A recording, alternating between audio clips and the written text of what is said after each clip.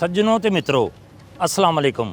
ਤੁਹਾਡਾ ਮੇਜ਼ਬਾਨ ਅਜਮਲ ਸਤਾਰ ਮਲਿਕ ਹਾਜ਼ਰ ਹੈ ਤੁਹਾਡੇ ਆਪਣੇ ਪ੍ਰੋਗਰਾਮ ਪ੍ਰਾਹੁਣੇ ਦੇ ਵਿੱਚ ਇੱਕ ਨਵੇਂ ਪ੍ਰਾਹੁਣੇ ਦੇ ਨਾਲ। ਨਾਜ਼ਰੀਨ, ਪਾਕਿਸਤਾਨ ਦੀ ਸਿਆਸਤ ਵਿੱਚ ਬੜੇ ਵੱਡੇ ਨਾਂ ਨੇ ਜਿਨ੍ਹਾਂ ਨੇ ਆਪਣੀ ਤਰਜ਼ੇ ਸਿਆਸਤ ਤੇ ਕਿਰਦਾਰ ਨਾਲ ਮੁਲਕੋ ਕੌਮ ਦਾ ਸਰ ਫਖਰ ਨਾਲ ਬੁਲੰਦ ਕੀਤਾ। ਸਾਡੇ ਅੱਜ ਦੇ ਪ੍ਰਾਹੁਣੇ ਦਾ ਤਾਲੁਕ ਪੰਜਾਬ ਦੇ ਦਿਲ ਲਾਹੌਰ ਨਾਲ ਹੈ। ਇਹਨਾਂ ਨੇ ਹਮੇਸ਼ਾ ਪੰਜਾਬ ਦਾ ਸ਼ਿਮਲਾ ਉੱਚਾ ਕੀਤਾ ਔਰ ਪੰਜਾਬ ਅਸੈਂਬਲੀ ਦੇ ਮੈਂਬਰ ਬਣਨ ਤੋਂ ਬਾਅਦ ਅਸੈਂਬਲੀ ਦੇ ਵਿੱਚ ਵੀ ਪੰਜਾਬੀ ਲਿਬਾਸ ਤੇ ਪੱਗ ਪਹਿਨ ਕੇ ਆਉਂਦੇ ਰਹੇ ਨੇ। ਇਹਨਾਂ ਨੇ 80 ਦੀ ਦਿਹਾਈ 'ਚ ਬਲਦਿਆਤੀ ਸਿਆਸਤ ਦਾ ਆਗਾਜ਼ ਕੀਤਾ ਤੇ ਫਿਰ 2 ਦਫਾ ਪੰਜਾਬ ਅਸੈਂਬਲੀ ਦੇ ਮੈਂਬਰ ਵੀ ਰਹੇ। ਹੁਣ ਇਹਨਾਂ ਦੇ ਬੇਟੇ ਪੰਜਾਬ ਅਸੈਂਬਲੀ ਦੇ ਮੈਂਬਰ ਨੇ। ਆਓ ਮਿਲਨੇ ਆ ਸਾਡੇ ਅੱਜ ਦੇ ਪ੍ਰਾਹੁਣੇ ਸੀਨੀਅਰ ਸਿਆਸਤਦਾਨ ਤੇ ਸਾਬਕ MPA ਅਬਦੁਲ ਰਸ਼ੀਦ ਭੱਟੀ ਹੋਰਾਂ ਦੇ ਨਾਲ। ਡੇਰੇ ਤੇ ਪਹੁੰਚੇ ਤੇ ਅਬਦੁਲ ਰਸ਼ੀਦ ਭੱਟੀ ਨੇ ਸਾਡਾ ਇਸਤਕਬਾਲ ਕੀਤਾ।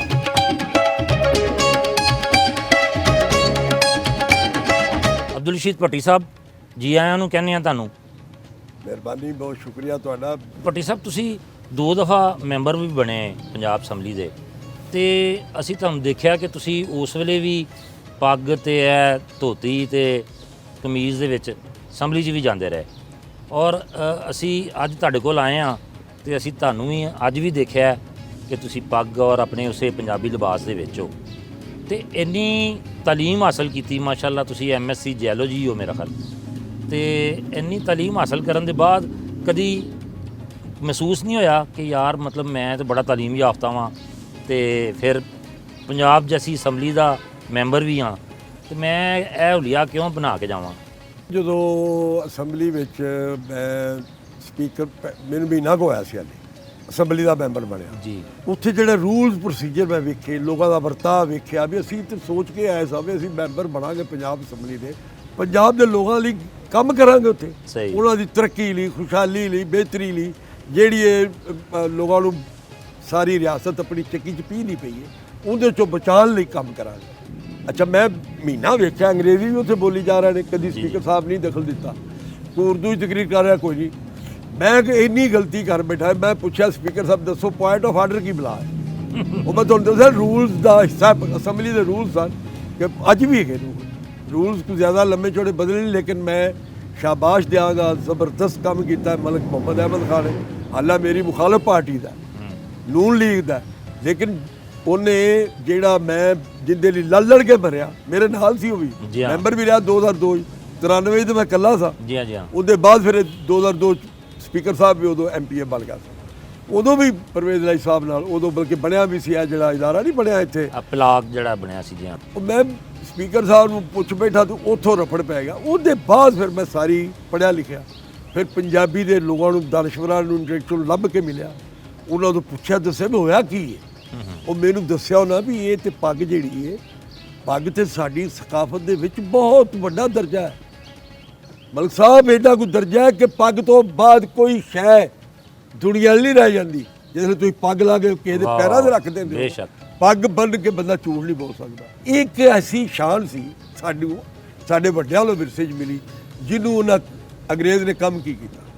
ਲਾਰਡ ਮੈਕਾਲੇ ਦੀ ਇੱਕ ਤਕਰੀਰ ਅਸੈਂਬਲੀ ਦੀ, ਬ੍ਰਿਟਿਸ਼ ਪਾਰਲੀਮੈਂਟ ਦੀ, ਉਹਨੇ ਕਿਹਾ ਸੀ ਮੈਂ ਇੰਡੀਆ ਸਾਰਾ ਫਿਰ ਕੇ ਆਇਆ, ਇੰਡੀਆ ਨੂੰ ਗੁਲਾਮ ਨਹੀਂ ਆਪਾਂ ਬਣਾ ਸਕਦੇ। ਉੱਥੇ ਤਾਂ ਤਾਲੀਮ ਹੀ ਬਹੁਤ ਹੈ, 90-95% ਤਾਲੀਮ ਯਾਫਤਾ ਲੋਕ ਸਨ।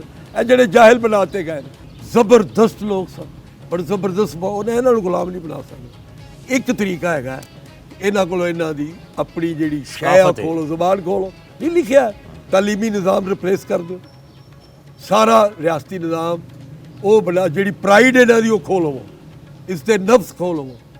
ਪੱਗ ਸਾਡੀ ਇੱਜ਼ਤ ਸੀ, ਉਹਨਾਂ ਲਾ ਕੇ ਸਾਡੇ ਨੌਕਰਾਂ ਅੱਗੇ ਰੱਖ ਇਹ ਲੋ ਤੁਹਾਡੀ ਪੱਗ, ਤੇ ਉਹ ਕਾਮਯਾਬ ਹੋ ਗਿਆ। ਉਹ ਕਾਮਯਾਬ, ਅੱਜ ਤੱਕ ਕਾਮਯਾਬ। ਇਹਦੇ ਵਿੱਚ ਕੋਈ ਜਾਮੀ ਪੈਂਦੇ ਨੇ ਬੰਦੇ, ਤੁਹਾਡੇ ਵਰਗੇ ਨਹੀਂ, ਮੇਰੇ ਵਰਗੇ। ਚਲੋ ਦੇਖੋ, ਮੈਂ ਕਰ ਕੁਝ ਨਹੀਂ ਸਕਦਾ। ਸਪੀਕਰ ਉਹਨੂੰ ਮਿਲਿਆ ਮੌਕਾ, ਉਹਨੇ ਪੰਜਾਬੀ ਦਾ ਰੌਲਾ ਮੁਕਾਤਾ। ਉਹਨੇ ਜਦੋਂ ਜਿਹੜੀ ਮਰਜ਼ੀ ਜ਼ੁਬਾਨ ਤੁਹਾਡੀ ਬੋਲੋ, ਤੁਹਾਡੀ ਮਾਂ ਦੀ ਜ਼ੁਬਾਨ। ਤੁਹਾਡੇ ਦੌਰ 'ਚ ਤਾਂ ਬੜਾ ਫੱਡਾ ਪਿਆ ਰਿਹਾ ਹੈ। ਭਾਈਜਾਨ, ਫੱਡਾ ਕੀ, ਬਦਕਿਸਮਤੀ ਇਹ ਹੈ ਕਿ ਸਾਡੇ ਜਿਹੜੇ ਕਾਇਦੀਨ ਨੇ, ਅਵਾਮ ਜਿਨ੍ਹਾਂ ਨੂੰ ਮੁੰਤਖਬ ਕਰਕੇ ਘੱਲਦੇ ਨੇ, ਉਹਨਾਂ ਨੂੰ ਹਲਫਨ, ਜੋ ਮੇਰਾ, ਮੈਂ 2 ਅਸੈਂਬਲੀਆਂ ਦਾ ਮੈਂਬਰ ਰਿਹਾ ਯਾਰ, ਤੇ ਮੈਂ ਵਾਵਾ ਐਕਟਿਵ ਮੈਂਬਰ ਸਾਂ। ਹਰ ਮੀਟਿੰਗ, ਹਰ ਗੱਲ 'ਚ ਮੈਂ ਅੱਗੇ ਹੁੰਦਾ ਸਾਂ। ਭੱਟੀ ਸਾਹਿਬ, ਤੁਸੀਂ ਇੰਨਾ ਮਾਸ਼ਾਅੱਲਾ ਤਾਲੀਮ ਹਾਸਲ ਕੀਤੀ ਤੇ ਉਸ ਤੋਂ ਬਾਅਦ ਇਹ ਸਿਆਸਤ 'ਚ ਆਉਣ ਦਾ ਕਿਸ ਤਰ੍ਹਾਂ ਖਿਆਲ ਆ ਗਿਆ? ਸਿਆਸਤ ਦਾ ਖਿਆਲ ਵੈਸੇ ਸਟੂਡੈਂਟ ਲਾਈਫ 'ਚ ਮੈਂ ਸੁਰਖੇ ਜਿਨ੍ਹਾਂ ਨੂੰ ਕਹਿੰਦੇ ਨੇ, ਅੱਛਾ। ਮੈਂ ਉਹਨਾਂ ਦਾ ਬੜਾ ਐਕਟਿਵ ਰੁਕਨ ਸਾਂ। ਹੂੰ, ਬੜੀ ਟ੍ਰੇਨਿੰਗ, ਇਹਦਾ ਮਤਲਬ ਹੈ ਕਿ ਸ਼ੁਰੂ ਤੋਂ ਹੀ ਸੁਰਖੇ ਹੋ, ਅੰਦਰ ਸੁਰਖੀਆਂ ਵਾਲਾ ਹੀ ਹੈ। ਟ੍ਰੇਨਿੰਗ ਹੋ ਗਈ। ਸਹੀ, ਕੁਦਰਤੀ ਹੁੰਦਾ, ਨਾਲੇ ਅੱਲਾ ਵੱਲੋਂ ਵੀ ਕੋਈ ਡਿਊਟੀ ਹੁੰਦੀ ਪਤਾ ਲੱਗ ਰਿਹਾ ਜਨਾਬ ਦੇ ਮੈਂ ਖਿਆਲ ਸਮਝਣਾ ਕਿ ਵੇਖੋ ਨਾ, ਮੈਨੂੰ ਪੜ੍ਹਿਆ ਤੇ ਮੈਂ ਇਸ ਕੋਲੋਂ ਨੌਕਰੀ ਕਰਾਂਗਾ, ਸਹੀ, ਲੇਕਿਨ ਅੱਲਾ ਨੂੰ ਮਨਜ਼ੂਰ ਹੋਰ ਸੀ। ਮੈਂ ਪਹਿਲੇ ਮੇਰੇ ਹੋਰ ਖਿਆਲਾਤ ਹੁੰਦੇ ਸਨ, ਤਜਰਬਾ ਜ਼ਿੰਦਗੀ ਦੇ ਨਾਲ ਨਾਲ ਹੋਰ ਖਿਆਲਾਤ ਹੋ ਗਏ। ਮੈਨੂੰ ਅੱਲਾ ਨੇ ਬਣਾਇਆ ਹੋਰ ਸ਼ਾਇਦ ਸੀ, ਲੇਕਿਨ ਕੰਮ ਮੇਰੇ ਤੋਂ ਬਿਲਕੁਲ ਉਲਟ ਲੈ ਰਿਹਾ। ਸਿਆਸਤ ਮੇਰਾ ਕੰਮ ਹੀ ਨਹੀਂ ਸੀ ਹੈਗਾ। ਸਹੀ, ਮੇਰੀ ਕੈਪੇਬਿਲਿਟੀ ਹੋਰ ਬਹੁਤ ਕੰਮਾਂ 'ਚ ਬਹੁਤ ਜ਼ਿਆਦਾ ਮੈਂ ਕਰ ਸਕਦਾ। ਇਹਦੇ 'ਚ ਉਹਨੇ ਲਿਆਂਦਾ ਵੀ, ਲੇਕਿਨ ਮੈਨੂੰ ਅੱਗੇ ਵੀ ਨਹੀਂ ਟੋਲਿਆ। ਉਹਨੇ ਮਹਦੂਦ ਇਖਤਿਆਰਾਂ ਦਿੱਤੇ ਵੀ ਤੂੰ ਇਹਨੇ ਜੋ ਇੱਥੇ ਤੱਕ ਹੀ ਰਹਿ। ਅਗਲੀ ਪਾਰਟੀ ਕਿਸੇ ਹੋਰ ਦੀ ਡਿਊਟੀ ਲਾਵਾਂਗਾ ਬਦਲਣ ਦੀ। ਮੈਂ ਰਿਆਸਤ ਬਦਲਣ ਟੁਰਿਆ ਸਾਂ ਸ਼ੁਰੂ ਤੋਂ। ਮਾਸ਼ਾਅੱਲਾ, ਅੱਛਾ। ਯਾਰ ਮੈਂ ਕਮਿਊਨਿਸਟ ਪਾਰਟੀ ਸਾਂ, ਹਾਂ ਬਿਲਕੁਲ, ਇਨਕਲਾਬ ਲਿਆਉਣ ਟੁਰੇ ਸਾਂ ਸਟੂਡੈਂਟ ਲਾਈਫ 'ਚ। ਮੈਂ 2 ਸਾਲ ਐਮਐਸਸੀ ਕਰਨ ਤੋਂ ਬਾਅਦ 3 ਸਾਲ ਅਸੀਂ ਸ਼ਮਾਲੀ ਇਲਾਕਾ ਜਾ ਚ ਉੱਥੇ ਤਬਲੀਗ ਕਰਦੇ ਹੁੰਦੇ ਹਾਂ, ਆਪਣੀ ਤਨਜ਼ੀਮੀ ਮੈਂਬਰ ਬਣਾਦੇ ਹਾਂ, ਮੀਟਿੰਗਾਂ ਕਰਦੇ ਸਾਂ, ਸਟੱਡੀ ਸਰਕਲ ਹੁੰਦੇ ਸਨ, ਸਟਰਗਲ ਕਰਦੇ ਰਹੇ। ਉਹਦੇ ਬਾਅਦ ਫਿਰ ਪਿੰਡ ਚਲਾ ਗਿਆ ਨਾ, ਸਰਕਾਰ ਮਾਪੇ ਫਿਰ ਲੈ ਵੀ ਬਸ ਕਰ, ਬੜਾ ਇਨਕਲਾਬ ਹੋ ਗਿਆ, ਸਾਨੂੰ ਵੀ ਟਾਈਮ ਦੇ। ਫਾਈਨਲੀ ਘਰ ਆ ਕੇ ਫਿਰ ਮੈਂ ਜਦੋਂ ਪਿੰਡ ਆਪਣਾ ਵੇਖਿਆ ਨਾ, ਮੇਰੇ ਮਕਸਦ ਪਿੰਡ ਦੇ ਵਿੱਚ ਅਸੀਂ ਤੇ ਨਾਰੇ ਲਵਾਉਂਦੇ ਹਨ ਸਾਨੂੰ, ਦੁਨੀਆ ਭਰ ਕੇ ਮਜ਼ਦੂਰ ਹੋਏ ਕੋ ਜਾ ਹੈ ਜੀ। ਮੈਂ ਵੇਖਿਆ ਮੇਰੇ ਦੇ ਘਰ ਦੇ ਜੀ ਇਕੱਠੇ ਨਹੀਂ ਗਏ, ਪਿੱਛੇ ਤੇ ਨਫਸਾ ਨਫਸੀ ਖੁਦ ਗਰਜ਼ੀ ਅਖੀਰ ਪਹੁੰਚ ਗਈ। ਹਰ ਬੰਦਾ ਚਾਹਦਾ ਦੂਜਾ ਭਰਾ ਮਰ ਜਾ ਤਾਂ ਉਹਦੀ ਜਾਇਦਾਦ ਮੈਨੂੰ ਮਿਲ ਜਾਏ। ਇਹ ਸਾਡੇ ਰਵੱਈਏ ਸਨ, ਕੋਈ ਮੁਹੱਬਤ ਨਹੀਂ ਸੀ, ਕੋਈ ਪਿਆਰ ਨਹੀਂ ਸੀ। ਜਿਹੜੀਆਂ ਪਿੰਡ ਮੈਂ ਵੇਖਿਆ ਸੀ ਛੱਡ ਕੇ ਯੂਨੀਵਰਸਿਟੀ ਜਾਣ ਤੋਂ ਪਹਿਲੇ, ਉਸ ਵੇਲੇ ਫਿਰ ਖਿਆਲ ਆਇਆ ਸਿਆਸਤ 'ਚ ਆਉਣ ਦਾ? ਮੈਨੂੰ ਖਿਆਲ ਭਾਜੀ ਨਹੀਂ ਆਇਆ, ਫਿਰ ਵੀ ਨਹੀਂ ਆਇਆ। ਮੈਂ ਸਿਆਸਤ ਕਰ ਕੀ ਰਿਹਾ ਸੀ। ਉਹ ਜਿਸ ਵੇਲੇ ਮੈਂ ਪਿੰਡ ਦੇ ਹਾਲਾਤ ਵੇਖੇ ਨਾ, ਮੈਂ ਕਹਿੰਦਾ ਇਲਾਜ ਕੀ ਸਾਰੇ 10 ਕੈਪੀਟਲ ਉਰਾ ਪਰ ਉਹਨਾਂ 'ਚ ਇਹਦੇ ਹੱਲ ਹੈ ਕਿਸੇ ਨਾ ਸਾਨੂੰ ਪੜ੍ਹਾਇਆ ਗਿਆ ਸੀ ਬਈ ਅਸਲ ਜ਼ਿੰਦਗੀ ਦੀ ਸੱਚਾਈਆਂ ਕੀ। ਉਹਦੇ ਪਿੰਡ ਜਾ ਕੇ ਪਤਾ ਲੱਗਾ ਨਾ, ਸਾਲ ਕੋ ਮੈਂ ਰਿਹਾ। ਉਦੋਂ ਮੈਂ ਪੱਠੇ ਦਾ ਕਾਰੋਬਾਰ ਹਾਸ਼ੂ ਮੇਰੇ ਵਾਲ ਸਾਹਿਬ ਕਰਦੇ ਸਨ। ਅੱਛਾ। ਉਹ ਫਿਰ ਮੈਂ ਲੈ ਲਿਆ, ਉਹ ਚਾਰਜ ਲੈ ਲਿਆ, ਮਿਹਨਤ ਕਰਦੇ ਰਹੇ। ਨਾਲ ਮੈਂ ਕੁਦਰਤੀ ਅੱਲਾ ਵੱਲੋਂ ਨਾ, ਮੈਂ ਨਾਲ ਬੁੱਲੇ ਸ਼ਾਹ ਹੁਸੈਨ, ਉਹਨਾਂ ਦੇ ਪਠਾਣੇ ਖਾਂ, ਆਬਦਾ ਪ੍ਰਵੀਨ, ਅੱਛਾ, ਇਹਨਾਂ ਨੂੰ ਮੁਤਸਰ ਹੋ ਗਿਆ ਨਾ। ਮੈਂ ਗੱਲਾਂ ਜਿਹੜੇ ਸੁਣੀਆਂ ਪਹਿਲੇ ਪੜ੍ਹਿਆ ਨਹੀਂ ਸੀ, ਪਹਿਲੇ ਤੇ ਅੰਗਰੇਜ਼ੀ ਤੇ ਕੈਮਿਸਟਰੀ ਸਾਇੰਸ ਬਾਇਓਲੋਜੀ ਡੱਡੂ ਹਲਾਲ ਕਰਦੇ ਫਿਰਦੇ ਜਾਂ ਉਰਦੂ ਸਾਨੂੰ ਪੜ੍ਹਾਈ ਜਾਂਦੀ। ਸਾਡਾ ਬੁੱਲੇ ਸ਼ਾਹ ਦੇ ਕਿਤੇ ਕੋਰਸ ਸਿਲੇਬਸ ਦਾ ਹਿੱਸਾ ਹੀ ਨਹੀਂ ਸੀ। ਉਹ ਮੈਂ ਜਿਸਲੇ ਪਿੰਡ ਰਹਿਣ ਲੱਗ ਪਿਆ ਨਾ, ਤੇ ਮੈਨੂੰ ਕੁਦਰਤੀ 1-2 ਦਫਾ ਸੁਣਨ ਦਾ ਰੇਡੀਓ ਤੇ ਜਾਂ ਪਤਾ ਟੇਪ 'ਚ ਸੁਣਨ ਦਾ ਇਤਫਾਕ ਹੋਇਆ ਪਠਾਣੇ ਖਾਂ ਨੂੰ ਔਰ ਆਬਦਾ ਪ੍ਰਵੀਨ। ਅੱਛਾ। ਆਬਦਾ ਪ੍ਰਵੀਨ ਦਾ ਬੁੱਲੇ ਸ਼ਾਹ ਦਾ ਹੈਗੀ ਕਾਫੀ। ਉਹ ਗੱਲ ਇੱਕ ਨੁਕਤੇ ਵਿੱਚ ਮੁੱਕਦੀ ਹੈ, ਹਰ ਨੁਕਤਾ ਛੋੜ ਹਿਸਾਬਾਂ ਨੂੰ ਕਰ ਬੰਦ ਕੁਫਰ ਦਿਆਂ ਬਾਬਾ ਨੂੰ। ਇਹ ਜਿਸਲੇ ਮੈਂ ਸੁਣੀ ਨਾ ਸਾਰੀ, ਮੈਨੂੰ ਬੜੀ ਗੱਲ ਅਜੀਬ ਜਿਹੀ ਲੱਗੀ।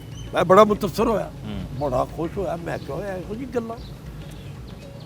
ਫਿਰ ਮੈਂ ਉਹ ਕੇਸਟਾਂ, ਉਦੋਂ ਕੇਸਟਾਂ ਦਾ ਦੌਰ ਹੁੰਦਾ, ਕੇਸਟਾਂ ਲਿਆਂਦੀਆਂ ਪਠਾਣੇ ਖਾਂ ਦੀਆਂ ਸਾਰੀਆਂ, ਆਪ ਜਿੰਨਾ ਸ਼ਾਇਦਾ ਪ੍ਰਵੀਨ ਨੇ ਗਾਇਆ ਦਰਵੇਸ਼ਾਂ ਨੂੰ। ਫਿਰ ਮੈਂ ਕਿਤਾਬਾਂ ਫਰੋਜ਼ਨ ਤੋਂ ਸਾਰੀਆਂ ਇਹਨਾਂ ਦੀਆਂ ਸਾਰੀਆਂ ਲਈਆਂ, ਫਿਰ ਪੜ੍ਹਿਆ ਕਈ। ਇਹਦੇ ਨਾਲ ਮੇਰੇ 'ਚ ਬੜੀ ਟਰਾਂਸਫਰਮੇਸ਼ਨ। ਇਹ ਤੁਹਾਡਾ ਕਹਿਣ ਦਾ ਮਤਲਬ ਹੈ ਵੀ ਕਿ ਇਹ ਕਿਤਾਬਾਂ ਪੜ੍ਹਨ ਦੇ ਬਾਅਦ, ਇਹ ਸੂਫੀਆਨਾ ਸ਼ਾਇਰੀ ਪੜ੍ਹਨ ਦੇ ਬਾਅਦ, ਇਹਨਾਂ ਦਾ ਕਲਾਮ ਪੜ੍ਹਨ ਦੇ ਬਾਅਦ ਮੇਰੀ ਰੂਹ ਤੁਹਾਡੀ ਤਬਦੀਲ ਹੋ ਗਿਆ। ਲੋਕਾਂ ਲਈ ਜਿਹੜੀ ਪਹਿਲੇ ਸੀ ਨਾ ਤਹਿਰੀਕ ਮੇਰੇ ਅੰਦਰ, ਇਨਕਲਾਬ ਵਾਲੀ, ਉਹ ਹੋਰ ਖੂਬਸੂਰਤ ਹੋਈ ਤੇ ਬਿਹਤਰ ਸ਼ਕਲ ਹੋਈ। ਸਹੀ। ਉਹਦੇ 'ਚ ਇਹ ਨਹੀਂ ਸੀ ਵੀ ਕਿਸੇ ਇੰਡੀਵਿਜੂਅਲ ਨਾਲ ਵੀ ਕੰਮ ਚੰਗਾ ਕਰਨਾ, ਇਹ ਹੀ ਸੀ ਵੀ ਮੁਲਕ ਬਦਲਣਾ, ਚਾਹ ਕਰਨਾ।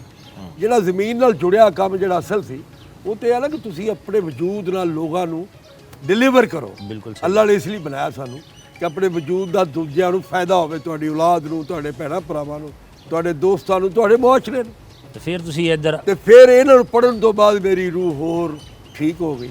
ਪਿੰਡ ਦੀ ਜਿਹੜੀ ਮੈਂ ਤੁਹਾਨੂੰ ਦੱਸਿਆ ਨਾ ਕਿ ਮੈਂ ਹਾਲੇ ਕੱਢਿਆ ਇਸ ਰਿਆਸਤ ਦਾ, ਥਾਣਿਆਂ ਦਾ, ਕਚਹਿਰੀਆਂ ਦਾ, ਇਹਨਾਂ ਤੋਂ ਬਚਣ ਲਈ। ਪੰਚਾਇਤ ਮੇਰੇ ਇੱਕ ਦਿਮਾਗ 'ਚ ਹੈ ਸੀ ਸ਼ੁਰੂ ਤੋਂ ਵੀ, ਪੰਚਾਇਤਾਂ ਸਾਡੀਆਂ ਹੁੰਦੀਆਂ ਸਨ। ਇੱਕ ਦੌਰ ਸੀ ਬੜਾ ਪੰਚਾਇਤਾਂ ਦਾ, ਕਿਸੇ ਵੀ ਇਸ਼ੂ 'ਚ ਪੰਚਾਇਤ ਹੁੰਦੀ ਸੀ। ਥਾਣੇ ਕਚਹਿਰੀਆਂ ਲੋਕ ਘੱਟ ਜਾਂਦੇ ਸਨ। ਬਹੁਤ ਹੀ ਕੋਈ ਮਸਲਾ ਵੱਧ ਗਿਆ ਤੇ ਚਲਾ ਗਿਆ, ਅਦਰਵਾਈਜ਼ ਜਾਣ ਨਹੀਂ ਦਿੰਦੇ। ਵੱਡੇ ਬੁਲਾਰੇ ਬਹਿ ਕੇ ਸੱਦ ਲੈਂਦੇ, ਯਾਰ ਕੋਈ ਨਹੀਂ, ਤੂੰ ਗਲਤੀ ਕੀਤੀ, ਮੰਗ ਮਾਫੀ ਕੁੱਤਿਆ। ਗੱਲ ਉੱਥੇ ਹੀ ਮੁੱਕ ਜਾਂਦੀ ਸੀ, ਐਸਾ ਰੁਲਣਾ ਨਹੀਂ ਪੈਂਦਾ। ਤੇ ਮੈਂ ਪਿੰਡ ਆਪਣੀ ਪੰਚਾਇਤ ਬਣਾਈ। ਅੱਛਾ। ਪੰਚਾਇਤ ਇੰਨੀ ਖੂਬਸੂਰਤ ਚੱਲੀ, ਇੰਨਾ ਇਨਸਾਫ ਹੋਇਆ। ਮੇਰੇ ਕੋਲ ਅੱਜ ਵੀ 3-4 ਸਾਲ ਚੱਲਦੀ ਰਹੀ। ਉਹਦਾ ਰਿਕਾਰਡ ਹੈਗਾ, ਸਾਰਾ ਕੁਝ ਹੈਗਾ, ਜਿਹੜੇ ਪੰਚਾਇਤੀ ਫੈਸਲੇ ਹੋਏ। ਉਹ ਇੰਨੀ ਖੂਬਸੂਰਤ ਚੱਲੀ ਕਿ ਇੱਕ ਧੜਾ ਪੂਰਾ ਪਿੰਡ ਦਾ ਮੇਰੇ ਮਗਰ ਚੜ ਗਿਆ ਵੀ ਤੂੰ ਇਲੈਕਸ਼ਨ ਲੜਨਾ। ਮੈਂ ਕਿਹਾ ਮੈਂ ਤੇ ਇਲੈਕਸ਼ਨ ਨਹੀਂ ਲੜਨਾ, 87 ਦਾ ਇਲੈਕਸ਼ਨ ਆ ਗਿਆ ਬਲਦਿਆਤੀ ਇਲੈਕਸ਼ਨ। ਮੈਂ ਕਿਹਾ ਮੈਂ ਉਸਲੇ ਕਾਰੋਬਾਰ ਮੈਂ ਕਰ ਰਿਹਾ ਸਾਂ ਤੇ ਮਿਹਨਤ ਬਹੁਤ ਕਰ ਰਿਹਾ ਸਾਂ ਤੇ ਪੈਸਾ ਵਾਹਵਾ ਛਾਪ ਰਿਹਾ ਸਾਂ ਉਦੋਂ। ਇੱਟ ਮੇਰੀ ਲਾਹੌਰ ਪੂਰੇ 2 ਨੰਬਰ ਸੀ। ਅੱਛਾ। ਐਡਵਾਂਸ ਬੁਕਿੰਗ, ਮਤਲਬ ਜਿੰਨਾ ਰੇਟ ਮੰਗਣਾ ਮਿਲਣਾ। ਵਾਹ। ਤੇ ਸਵੇਰ 3 ਵਜੇ ਤੋਂ ਲੈ ਕੇ ਰਾਤ ਤੱਕ ਮੈਂ ਬੁੱਲੇ ਸ਼ਾਹ ਸੁਣਦਾ ਰਹਿੰਦਾ ਹਾਂ। ਸਹੀ। ਬਾਹੂ ਸੁਣਦਾ ਰਹਿੰਦਾ ਹਾਂ, ਮੀਆਂ ਮੁਹੰਮਦ ਸੁਣਦਾ ਰਹਿੰਦਾ ਹਾਂ ਤੇ ਉੱਤੇ ਬਹਿ ਰਹਿੰਦਾ। ਵਾਹ। ਮਿਹਨਤ ਕੀਤੀ। ਮੈਂ ਕਿਹਾ ਯਾਰ ਹਾਲੀ ਮੈਂ ਉਹਨੇ ਪੈਸੇ ਨਹੀਂ ਮੇਰੇ ਕੋਲ ਹੈਗੇ ਵੀ ਮੈਂ ਲੋਕਾਂ ਲਈ ਖਰਚ ਕਰਨੇ ਸ਼ੁਰੂ ਕਰਾਂ। ਹਾਲੀ ਤੇ ਮੇਰੇ ਆਪਣੇ ਮਸਲੇ ਵਿੱਚੇ ਪੈ, ਮੈਂ ਸਿਆਸਤ ਨਹੀਂ ਕਰੀ, ਮੈਂ ਨੱਸ ਗਿਆ। ਲੇਕਿਨ ਮੇਰੇ ਛੋਟੇ ਭਾਈ ਸਨ ਮਰਹੂਮ, ਉਹ ਫੌਤ ਹੋ ਗਏ, ਉਹਨਾਂ ਨੂੰ ਬੜਾ ਸ਼ੌਕ ਸੀ ਕਿ ਸਿਆਸਤ ਕਰਨੀ। ਉਹ ਮੈਂ ਆਖਿਆ ਯਾਰ ਮੈਂ ਹਾਲੀ ਸਿਆਸਤ ਨਾ ਕਰਾ ਵਾਸਤੇ ਹੀ ਮੈਨੂੰ ਇਮੈਚੁਰ ਤੂੰ ਖਰਾਬ ਕਰ ਦੇਗਾ। ਕਰਨੀ ਹੋਈ ਤਾਂ ਜ਼ਰਾ ਥੋੜਾ ਜਿਹਾ ਮੈਨੂੰ ਪੈਰ ਬੰਨ ਲੈਣ ਦੇ। ਸਿਆਸਤ 'ਚ ਪੈਸੇ ਤੇ ਮੈਂ ਸਿਆਸਤ 'ਚ ਪੈਸੇ ਕਮਾਉਣੇ ਨਹੀਂ, ਇਹਨੂੰ ਇਬਾਦਤ ਬਣਾਉਣਾ। ਮੈਂ ਜਾਂ ਤੇ ਕਮਾਈ ਕਰ ਨਜ਼ਰੀਆ ਬਣਾਉਣਾ ਹੋਵੇ। ਖੈਰ ਉਹ ਬਜ਼ਦ ਹੋ ਗਿਆ। 87 ਦਾ ਫਿਰ ਬਲਦਿਆਤੀ ਇਲੈਕਸ਼ਨ ਮੈਨੂੰ ਲੜਨਾ ਪਿਆ। ਵੋਟਾਂ ਨਾਲ ਤੇ ਹੀ ਜਿੱਤ ਗਿਆ, ਜਾਣਦਾ ਮੈਨੂੰ ਕੋਈ ਨਹੀਂ ਸੀ, ਮੈਨੂੰ ਵੀ ਨਹੀਂ ਪਤਾ ਪਿੰਡ ਕਿੱਥੇ ਨੇ। ਲੇਕਿਨ ਉਹ ਯੂਨੀਵਰਸਿਟੀ ਵਾਲੀ ਤਹਿਰੀਕ ਜਿਹੜੀ ਸੀ ਬੂਹੇ ਬੂਹੇ ਜਾ ਕੇ ਗਰੀਬਾਂ ਨੂੰ ਜਾ ਕੇ ਜਾੜਿਆ, ਸਾਈਕਲੋ ਸਟਾਈਲ ਕੱਢਨੇ, ਉੱਥੇ ਨਵੀਆਂ ਗੱਲਾਂ ਸਣੇ। ਮਤਲਬ ਇਹ ਕਰ ਕਰਾ ਕੇ ਅਸੀਂ 20 ਵੋਟਾਂ ਤੋਂ ਜਿੱਤ ਗਏ। ਅਗਲਾ ਇਲੈਕਸ਼ਨ ਹੋਇਆ ਸੀ, ਉਹ ਸਾਨੂੰ ਉਦੋਂ ADCR ਹੁੰਦੇ ਸਨ, ਆਪਣਾ ਰਿਟਰਨਿੰਗ ਅਫਸਰ। ਅੱਛਾ। ਅਸੀਂ ਟੋਲ ਟਾਲ ਵਜਾ ਕੇ ਰਿਜ਼ਲਟ ਹਰ ਪੋਲਿੰਗ ਸਟੇਸ਼ਨ ਦਾ ਲਿਜਾ ਕੇ ਜਿੱਤ ਕੇ ਟੋਲ ਵਜਾ ਕੇ 100 ਸੂਗਾ, ਦੂਜੇ ਰੋਰ ਆ ਕੇ 100 ਗਏ। ਠੀਕ, ਗੱਲ ਮੁੱਕ ਗਈ। ਤੀਜੇ ਦਿਨ ਉਹ ਟੋਲ ਵਜਾਣੇ ਸ਼ੁਰੂ ਕਰਤੇ। ਉਹ ਅਸੀਂ ਆਖਿਆ ਤੁਹਾਨੂੰ ਕੀ ਹੋਇਆ? ਉਹਨੇ ਕਿਹਾ ਹੁਣ ਅਸੀਂ ਜਿੱਤ ਗਏ। ਅਸੀਂ ਭੱਜੇ ਨੇ, ਪਤਾ ਲੱਗਾ ਵੀ ਰਿਟਰਨਿੰਗ ਅਫਸਰ ਕੋਲ ਫਾਈਨਲ ਰਿਜ਼ਲਟ ਉਹਦਾ ਸਾਨੂੰ ਨਹੀਂ ਸੀ ਪਤਾ। ਅੱਛਾ। ਜੇ ਪਤਾ ਹੁੰਦਾ ਤਾਂ ਉਹ ਵੀ ਲੈਂਦੇ। ਥੱਲੇ ਜੋ ਸਾਰਾ ਲੈ ਲਿਆ, ਜ਼ੋਰ ਨਾਲ ਲਿਆ। ਉਹ ਨਾ ਲਿਆ ਤੇ ਉੱਥੇ ਉਹਨਾਂ ਕੀ ਕੀਤਾ, ਦੇਖੋ ਕਲੈਰੀਕਲ ਮਿਸਟੇਕ ਕਰਾ ਕੇ ਇੱਕ ਪੋਲਿੰਗ ਸਟੇਸ਼ਨ ਚੌਰੂਪੁਰ ਵਾਲਾ ਸੀ, ਉਹਦੇ ਜਿੱਥੋਂ ਮੈਂ ਮਤਲਬ ਜਿੱਤ ਰਿਹਾ ਸਾਂ ਉਹਦਾ ਰਿਜ਼ਲਟ ਹੀ ਵਿੱਚੋਂ ਬਾਹਰ ਕੱਢ ਮਿਸਿੰਗ ਹੋ ਗਈ। ਜਾਓ ਜਾ ਕੇ ਅਦਾਲਤ 'ਚ ਫੈਸਲਾ ਕਰਾਓ। ਉਦੋਂ ਇਹ ਹੁਨਰ ਸੀ। ਪਰ ਉਹ ਤੋਂ ਲੈ ਕੇ ਲੱਗਾ ਮੈਂ, ਫਿਰ ਜ਼ਿੱਦ ਬਣ ਗਈ ਉਹਨਾਂ ਨਾਲ, ਜਿਸ ਲਈ ਉਹ ਜਿਹੜੇ ਸਾਡੇ ਵੱਡਿਆਂ ਨੂੰ ਗੁਲਾਮ ਜਿੰਨਾ ਬਣਾਇਆ ਸੀ। ਸਾਡਾ ਸਾਰਾ ਜ਼ਿਲ੍ਹਾ ਮਲਕ ਸਾਹਿਬ ਗੁਲਾਮਾਂ ਦਾ, ਅੱਜ ਵੀ ਬੇਸ਼ੁਮਾਰ ਗੁਲਾਮ ਨੇ। ਲੇਕਿਨ ਮੈਂ ਪਹਿਲਾ ਬੰਦਾ ਸਾਂ ਪਾਇਨੀਅਰ ਹੈ ਇਸ ਜ਼ਿਲ੍ਹੇ ਪੂਰੇ ਦੇ ਵਿੱਚ, ਜਿਹਨੇ ਇਸ ਗੰਦੇ ਨਿਜ਼ਾਮ ਦੇ ਖਿਲਾਫ ਬਗਾਵਤ ਕੀਤੀ, ਆਪਣਾ ਰਸਤਾ ਖੁਦ ਬਣਾਇਆ ਔਰ ਲੋਕਾਂ ਵਿੱਚ ਇੱਕ ਸ਼ਊਰ ਪੈਦਾ ਕੀਤਾ ਵੀ ਆਪਾਂ ਵੀ ਕੁਛ ਹੈਗੇ ਆ ਯਾਰ, ਇਹ ਕੁਛ ਵੀ ਨਹੀਂ ਹੈਗੇ। ਨਾਜ਼ਰੀਨ, ਅਸੀਂ ਇਸ ਵੇਲੇ ਅਬਦੁਲ ਰਸ਼ੀਦ ਭੱਟੀ ਸਾਹਿਬ ਦੇ ਡੇਰੇ ਤੇ ਬੈਠੇ ਹਾਂ ਤੇ ਸਾਡੀ ਖੁਸ਼ਕਿਸਮਤੀ ਹੈ ਕਿ ਭੱਟੀ ਸਾਹਿਬ ਦੇ ਵੱਡੇ ਸਾਹਿਬਜ਼ਾਦੇ ਜਿਹੜੇ ਇਸ ਵੇਲੇ ਪੰਜਾਬ ਅਸੈਂਬਲੀ ਦੇ ਮੈਂਬਰ ਵੀ ਨੇ, ਉਹ ਮੌਜੂਦ ਨੇ, ਅਹਿਮਦ ਭੱਟੀ ਸਾਹਿਬ। ਤੇ ਅਸੀਂ ਥੋੜੀ ਜਿਹੀ ਉਹਨਾਂ ਨਾਲ ਵੀ ਗੱਲਬਾਤ ਕਰਨੇ ਆ। ਭੱਟੀ ਸਾਹਿਬ, ਕੀ ਹਾਲ ਹੈ ਤੁਹਾਡਾ? ਅੱਲਾ ਦਾ ਬੜਾ ਕਰਮ ਹੈ ਜੀ, ਤੁਸੀਂ ਖੈਰੀਅਤ ਨਾਲ ਹੋ? ਅਲਹਮਦੁਲਿਲਾ ਜੀ। ਅਹਿਮਦ ਸਾਹਿਬ, ਤੁਸੀਂ CSP ਕਰਕੇ ਤੇ ਫਿਰ ਇੱਧਰ ਸਿਆਸਤ ਵੱਲ ਆ ਗਏ, ਇਹ ਕੀ ਸਮਝ ਨਹੀਂ ਆਈ ਕੋਈ ਗੱਲ ਦੀ? ਸਿਆਸਤ ਜੀ ਹੱਡਾਂ ਵਿੱਚ ਸੀ ਪਹਿਲੇ ਦਿਨ ਤੋਂ ਹੀ। ਘਰ ਵਾਲੇ ਸਾਹਿਬ, ਚਾਚੂ, ਸਾਰਾ ਖਾਨਦਾਨ ਹੀ ਸਿਆਸਤ ਦੇ ਵਿੱਚ ਸੀ ਸਾਡਾ। ਜਿਉਂ ਅੱਖ ਖੋਲੀ ਉਦੋਂ ਵੇਖਦੇ ਆ ਰਹੇ ਹਾਂ ਸਾਰਿਆਂ ਨੂੰ ਸਿਆਸਤ ਦੇ ਵਿੱਚ। ਪਰ ਮੈਂ ਇੰਨੀ ਜਲਦੀ ਸਿਆਸਤ ਵਿੱਚ ਆਉਣ ਦਾ ਮੇਰਾ ਇਰਾਦਾ ਨਹੀਂ ਸੀ ਹੈ। ਮੈਂ ਜਦੋਂ ਨੌਕਰੀ ਤੋਂ ਅਸਤੀਫਾ ਦਿੱਤਾ ਤਾਂ ਮੈਂ ਕੰਮਕਾਜ ਆਪਣੇ ਕਰ ਰਿਹਾ ਸਾਂ, ਤੇ ਮੁਲਕੀ ਹਾਲਾਤ ਜਿਸ ਡਗਰ ਤੇ ਚੱਲ ਰਹੇ ਸਨ ਉਹਨੇ ਮੈਨੂੰ ਬੜਾ ਮੁਤਾਸਰ ਕੀਤਾ ਸ਼ਖਸੀ ਤੌਰ ਤੇ ਮੈਂ ਫਿਰ ਇਹ ਫੈਸਲਾ ਕੀਤਾ ਕਿ ਜੇ ਅਸੀਂ ਕੰਢੇ ਤੇ ਬਹਿ ਕੇ ਵੇਖਦੇ ਰਵਾਂਗੇ ਔਰ ਇਸ ਸਮੁੰਦਰ ਦੀ ਗਹਿਰਾਈ ਨੂੰ ਨਾਪਣ ਦੀ ਕੋਸ਼ਿਸ਼ ਨਹੀਂ ਕਰਾਂਗੇ ਤੇ ਫਾਇਦਾ ਕੋਈ ਨਹੀਂ। ਜ਼ਿੰਦਗੀ ਤੇ ਗੁਜ਼ਰ ਜਾਂਦੀ ਨਾ ਜੀ, ਵੇਖੋ ਵਕਤ ਤੇ ਗੁਜ਼ਰਦਾ ਜਾਂਦਾ, ਵਕਤ ਨਹੀਂ ਰੁਕਦਾ। ਤੇ ਜ਼ਿੰਦਗੀ ਬਾ ਮਕਸਦ ਗੁਜ਼ਾਰੀ ਜਾਵੇ, ਆਪਣੇ ਲੋਕਾਂ ਵਾਸਤੇ ਗੁਜ਼ਾਰੀ ਜਾਵੇ, ਆਪਣੇ ਦੋਸਤ ਯਾਰ ਭੈਣਾਂ ਭਰਾ ਇਹਨਾਂ ਦੀ ਜ਼ਿੰਦਗੀ ਨੂੰ ਬਿਹਤਰ ਕਰਨ ਵਾਸਤੇ ਜੇ ਤੁਹਾਨੂੰ ਅੱਲਾਹ ਕੋਈ ਮੌਕਾ ਦੇਵੇ ਆਪਣੇ ਵਸਾਇਲ ਨੂੰ ਬਰੋਏਕਾਰ ਲਿਆਉਣ ਦਾ, ਤੇ ਉਹ ਲਿਆਉਣਾ ਚਾਹੀਦਾ। ਇਸੇ ਸੋਚ, ਇਸੇ ਫਿਕਰ ਦੇ ਪੇਸ਼ ਨਜ਼ਰ ਮੈਂ ਸਿਆਸਤ ਦੇ ਵਿੱਚ ਆਇਆ। ਕਦੀ ਮਹਿਸੂਸ ਨਹੀਂ ਹੋਇਆ ਕਿ ਤੁਹਾਡੇ ਜ਼ਿਹਨ 'ਚ ਸ਼ਾਇਦ ਕੋਈ ਇੱਕ ਬੜਾ ਚਾਰਮਿੰਗ ਇਹਦਾ ਪਹਿਲੂ ਹੋਵੇ ਸਿਆਸਤ ਦਾ, ਕਿ ਜੀ ਇਕਤਦਾਰ ਹੁੰਦਾ ਹੈ ਤੇ ਬੜੇ ਐਸ਼ੋ ਆਰਾਮ ਹੁੰਦੇ ਨੇ ਔਰ ਬੜੇ ਪ੍ਰੋਟੋਕੋਲਸ ਹੁੰਦੇ ਨੇ, ਤੇ ਲੇਕਿਨ ਆ ਕੇ ਤੁਹਾਨੂੰ ਆਪੋਜੀਸ਼ਨ ਕਰਨੀ ਪੈ ਗਈ? ਨਹੀਂ, ਮੈਨੂੰ ਇਸ ਚੀਜ਼ ਦਾ ਤਾਂ ਨਾ ਕੋਈ ਗਿਲਾ ਹੈ ਨਾ ਸ਼ਿਕਵਾ ਹੈ ਕਿ ਮੈਂ ਆਪੋਜੀਸ਼ਨ ਦੇ ਵਿੱਚ ਹਾਂ, ਬਲਕਿ ਮੈਂ ਸਮਝਦਾ ਮੇਰੀ ਖੁਸ਼ਬਖਤੀ ਹੈ ਕਿ ਮੈਂ ਜਿੱਤਿਆਂ ਨਾਲ ਇਕਤਦਾਰ ਵਿੱਚ ਨਹੀਂ ਆਇਆ, ਆਪੋਜੀਸ਼ਨ ਵਿੱਚ ਆਇਆ। ਕਿਉਂਕਿ ਹਿਜ਼ਬ ਇਖਤਲਾਫ ਦੇ ਵਿੱਚ ਜਿੰਨਾ ਸਿੱਖਣ ਦਾ ਵਕਤ ਮਿਲਦਾ, ਮੌਕਾ ਮਿਲਦਾ, ਉਹਨਾਂ ਤੁਹਾਨੂੰ ਇਕਤਦਾਰ 'ਚ ਨਹੀਂ ਮਿਲਦਾ। ਬਿਲਕੁਲ ਠੀਕ, ਬਿਲਕੁਲ ਠੀਕ ਹੈ। ਤੇ ਅਹਿਮਦ ਭੱਟੀ ਸਾਹਿਬ, ਇਹ ਦੱਸੋ ਕਿ ਤੁਹਾਡੇ ਵਾਲਦ ਸਾਹਿਬ ਅਬਦੁਲ ਰਸ਼ੀਦ ਭੱਟੀ ਸਾਹਿਬ ਮਾਰੂਫ ਸਿਆਸਤਦਾਨ ਨੇ, ਇਹਨਾਂ ਨੇ ਬੜਾ ਅੱਛਾ ਇੱਕ ਵਕਤ ਗੁਜ਼ਾਰਿਆ ਔਰ ਬਹਿਸੀਅਤ ਇੱਕ ਵਾਲਦ ਦੇ ਜੀ ਤੁਸੀਂ ਕੀ ਕਹੋਗੇ ਇਹਨਾਂ ਦੇ ਬਾਰੇ 'ਚ? ਮੈਂ ਤਾਂ ਸਿਰਫ ਇੰਨਾ ਹੀ ਕਹਾਂਗਾ ਜੀ, ਅੱਲਾ ਇਹੋ ਜਿਹੇ ਬਾਪ ਦੁਨੀਆ ਦੇ ਹਰ ਬੇਟੇ ਨੂੰ ਨਸੀਬ ਕਰੇ। ਤੁਹਾਨੂੰ ਸਿਆਸਤ ਦੇ ਜਿਹੜੇ ਅਸਰਾਰੋ ਰਮੂਜ਼ ਨੇ ਉਹਨਾਂ ਨੂੰ ਸਿਖਾਉਣ 'ਚ ਵਾਲਾ ਸਾਹਿਬ ਦਾ ਹੱਥ ਵੀ ਹੈ। ਵੇਖੋ, ਇਨਸਾਨ ਦੀ ਜਿਹੜੇ ਵਾਲਦੈਨ ਹੁੰਦੇ ਨੇ ਨਾ ਜੀ, ਮੈਂ ਚੂੰਕਿ ਖੁਦ ਵੀ ਇੱਕ ਬਾਪ ਹਾਂ, ਸ਼ੌਰੀ ਤੌਰ ਤੇ ਲਾ ਸ਼ੌਰੀ ਤੌਰ ਤੇ ਦੋਵੇਂ ਤਰ੍ਹਾਂ ਹੀ ਤਰਬੀਅਤ ਕਰ ਰਹੇ ਹੁੰਦੇ ਨੇ। ਸ਼ੌਰੀ ਤੌਰ ਤੇ ਤਰਬੀਅਤ ਇਸ ਤਰ੍ਹਾਂ ਕਰ ਰਹੇ ਹੁੰਦੇ ਨੇ, ਦੱਸ ਰਹੇ ਹੁੰਦੇ ਨੇ ਕਿ ਬੱਚੇ ਝੂਠ ਨਹੀਂ ਬੋਲਣਾ, ਸੱਚ ਬੋਲਣਾ ਹੈ, ਜ਼ਿਆਦਤੀ ਨਹੀਂ ਕਰਨੀ ਕਿਸੇ ਦੇ ਨਾਲ, ਨਜਾਇਜ਼ ਕਿਸੇ ਨਾਲ ਲੜਨਾ ਨਹੀਂ। ਲਾ ਸ਼ੌਰੀ ਤੌਰ ਤੇ ਉਹ ਇਸ ਤਰ੍ਹਾਂ ਤਰਬੀਅਤ ਕਰ ਰਹੇ ਨੇ ਜਿਹੜੇ ਉਹਨਾਂ ਦੇ ਰੋਜ਼ਮਰਾ ਜ਼ਿੰਦਗੀ ਦੇ ਅਮਾਲ ਨੇ।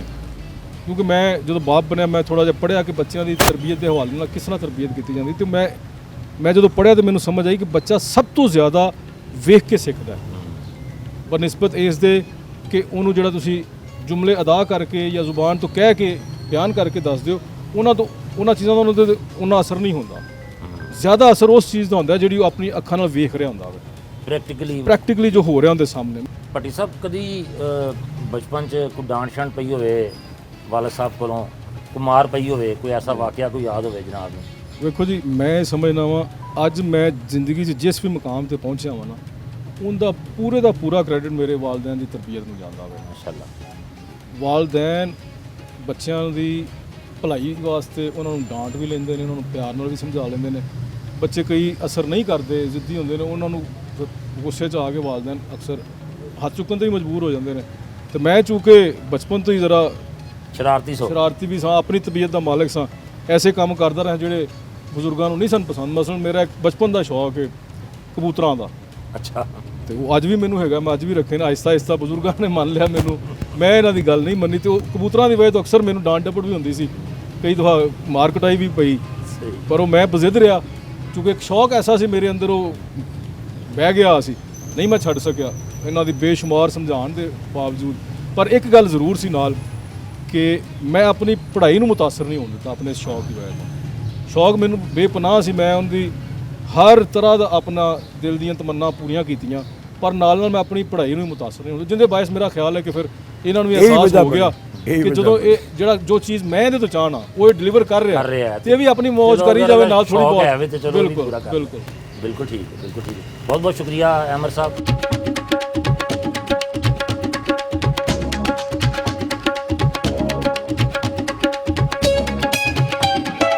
ਡੇਰੇ ਤੋਂ ਰਵਾਨਾ ਹੋਏ ਤੇ ਇੱਕ ਨਿੱਜੀ ਹਾਊਸਿੰਗ ਸੁਸਾਇਟੀ ਦੇ ਦਫ਼ਤਰ ਪਹੁੰਚੇ, ਜਿੱਥੇ ਮੌਜੂਦ ਸੁਸਾਇਟੀ ਦੇ ਦੀਗਰ ਅਹੁਦੇਦਾਰਾਂ ਨੇ ਸਾਡਾ ਇਸਤਕਬਾਲ ਕੀਤਾ। ਅਬਦੁਲ ਰਸ਼ੀਦ ਭੱਟੀ ਇਸ ਸੁਸਾਇਟੀ ਦੇ ਸਦਰ ਨੇ।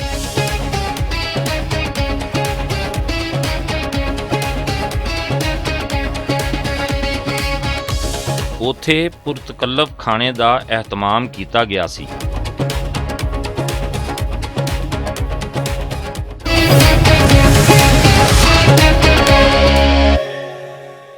ਜੀ ਆਇਆਂ ਨੂੰ ਜੀ। ਭੱਟੀ ਸਾਹਿਬ, ਤੁਹਾਡਾ ਬਚਪਨ ਕਿਸ ਤਰ੍ਹਾਂ ਦਾ ਗੁਜ਼ਰਿਆ? ਬਚਪਨ ਯਾਦ ਹੈ ਮੈਨੂੰ ਕਾਫੀ ਸਾਰਾ। ਤੇ ਸੁਣਿਆ ਸ਼ਰਾਰਤੀ ਹੁੰਦੇ ਸੋ ਬੜੇ। ਸੱਚ ਮਤਲਬ ਸ਼ਰਾਰਤੀ ਜ਼ਿਆਦਾ ਨਹੀਂ ਸਾਂ ਮੈਂ, ਲੇਕਿਨ ਇਹ ਹੈ ਕਿ ਐਕਟਿਵ ਹੈ ਸਾਂ। ਮਤਲਬ ਜਿੰਨੀਆਂ ਖੇਡਾਂ ਉਸ ਵੇਲੇ ਖੇਡੀ ਜਾਂਦੀਆਂ ਸਾਰੀਆਂ ਖੇਡਦਾ ਹਾਂ, ਭਾਵੇਂ ਚੋਰੀ ਖੇਡਦਾ ਸਾਂ, ਭਾਵੇਂ ਕਿਉਂਕਿ ਮਾਪਿਆਂ ਦੀ ਉਦੋਂ ਖਾਹਿਸ਼ ਹੁੰਦੀ ਸੀ ਸਿਰਫ ਪੜ੍ਹੋ। ਖੇਡਾਂ ਖੁੱਡਾਂ ਸਾਡੇ ਪਿੰਡਾਂ 'ਚ ਉਸ ਵੇਲੇ ਕਲਚਰ ਦੇ ਹਿੱਸਾ ਨਹੀਂ ਸੀ। ਖੇਡਾਂ ਹੈ ਸਨ, ਇੱਕ ਕਬੱਡੀ ਸੀ, ਕੁਸ਼ਤੀ ਸੀ, ਦੌੜ ਸੀ।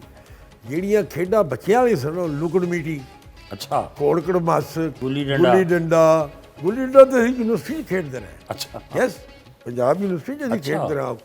ਐਵੇਂ 2-4 ਦਿਨਾਂ ਖੇਡਿਆ ਉੱਥੇ ਗੁੱਲੀ ਡੰਡਾ, ਕਿਰਲ ਕਾਂਗਾ, ਕੋਈ ਖੇਡ ਹੁੰਦੀ ਸੀ ਬੇਸ਼ੁਮਾਰ ਬੱਚੇ ਦੇ। ਕੋੜਕੜ ਮੱਸ, ਪਿੱਠੂ ਗਰਮ, ਬੇਸ਼ੁਮਾਰ ਖੇਡਾਂ ਉਹ ਖੇਡਦੇ ਸਨ। ਸਹੀ। ਤੇ ਬਚਪਨ ਇਹ ਆ ਵੀ ਹਨੇਰੇ ਤੇ ਜਾਮਾ ਸੀ, ਦੀਵੇ ਤੇ ਲਾਲਟਨਾਂ ਵੀ ਪ੍ਰਮੋਸ਼ਨ ਸੀ। ਥੋੜੀ ਜਿਹੀ ਜਿਹੜੀ ਬਿੱਤ ਕਲਾਸ ਹੁੰਦੀ ਸੀ ਉਹਦੇ ਕੋਲ ਲਾਲਟਨ ਹੁੰਦੀ ਸੀ, ਜਿਹੜੇ ਮਾੜੇ ਹੁੰਦੇ ਉਹ ਦੀਵੇ ਹੀ ਬਾਲਦੇ ਸਨ। ਤੇ ਫਿਰ ਲਾਲਟਨ ਦੀ ਥੋੜੀ ਜਿਹੀ ਬਿਹਤਰ ਸ਼ਕਲ ਆਈ, ਬਖਰੂਤੀ ਜੀ ਸ਼ਕਲ ਦਾ ਇੱਕ ਲੈਂਪ ਹੁੰਦਾ ਸੀ, ਉਹ ਦਿੱਤਾ ਗਿਆ। ਮੈਂ ਜਿਹੜੀਆਂ ਪਹਿਲੀ ਜਮਾਤਾਂ ਨੇ ਉਹ ਚੱਟੂ ਜਿਹਦੇ 'ਚ ਮਿਰਚ ਕੁੱਟੀ ਦੀ ਹੈ ਜਾਂ ਚਟਨੀ ਚੂਰਨੀ ਬਣਾਈ ਦੀ ਹੈ, ਉਹਨੂੰ ਮੂਧਾ ਮਾਰ ਕੇ ਉੱਤੇ ਲਾਲਟਨ ਰੱਖ ਕੇ ਤੇ ਮੈਂ ਪੜ੍ਹਦਾ ਹੁੰਦਾ। ਮੈਨੂੰ ਯਾਦ ਹੈ ਉਦੋਂ ਤੀਜੀ ਚੌਥੀ 'ਚ ਪੜ੍ਹਦਾ ਸੀ। ਅੱਛਾ। ਹਾਂਜੀ, ਪੜ੍ਹਨ ਸ਼ੁਰੂ ਤੋਂ ਲੱਗ ਪਿਆ ਤੇ ਮੈਂ ਮੈਟ੍ਰਿਕ ਤੱਕ ਤੇ ਬਹੁਤ ਠੀਕ ਰਿਹਾ, ਕਲਾਸ ਦਾ ਮੋਨੀਟਰ ਰਿਹਾ, ਮਤਲਬ ਇੰਟੈਲੀਜੈਂਟ ਕੁਦਰਤੀ ਮੈਂ ਹੈ ਪੜ੍ਹਾਈ ਦੇ ਵਿੱਚ। ਹਿਸਾਬ 'ਚ 100 ਨੰਬਰ, ਅੰਗਰੇਜ਼ੀ 'ਚ ਸਾਰਿਆਂ 'ਚ 98 97 ਇਸ ਕਿਸਮ ਦੇ ਨੰਬਰ ਆ ਗਿਆ ਮੇਰੇ। ਕਬੱਡੀ ਦਾ ਸ਼ੌਕੀਨ ਸਾਂ। ਇੱਕ ਵਾਰ ਬੜੀ ਮਾਰ ਪਈ ਵਾਲਾ ਸਾਹਿਬ ਤੋਂ, ਕਬੱਡੀ ਵੇਖਣ ਅਸੀਂ ਚਲੇ ਗਏ। ਇੱਕ ਮੁੰਡਾ ਮਰਹੂਮ ਮੇਰਾ ਕਲਾਸ ਫੈਲੋ ਵੀ ਸੀ, ਮੇਰਾ ਬਾਡੀਗਾਰਡ ਪਹਿਲੇ ਫੌਜ 'ਚ ਭਰਤੀ ਆ, ਫਿਰ ਬਾਅਦ 'ਚ ਮੇਰਾ ਬਾਡੀਗਾਰਡ ਬਣ ਗਿਆ ਅਤੇ ਮੇਰੇ ਕੋਲ ਹੀ ਫਿਰ ਫੌਤ ਹੋਇਆ। ਅਸੀਂ ਇੱਕ ਮਤਲਬ ਦੋਵੇਂ ਜਿਹੜੇ ਰਲ ਕੇ 6ਵੀਂ 'ਚ ਪੜ੍ਹਦੇ ਸੀ। ਸਾਈਕਲ ਹੁੰਦੀ ਸੀ ਛੋਟੀ ਜੀ, ਜਿਹਦੇ 'ਤੇ ਹੀ ਪਿੰਡੋਂ ਆਇਆ, ਬੱਸ ਕਦੀ ਆਉਂਦੀ ਕਦੀ ਨਹੀਂ ਸੀ ਆਉਂਦੀ।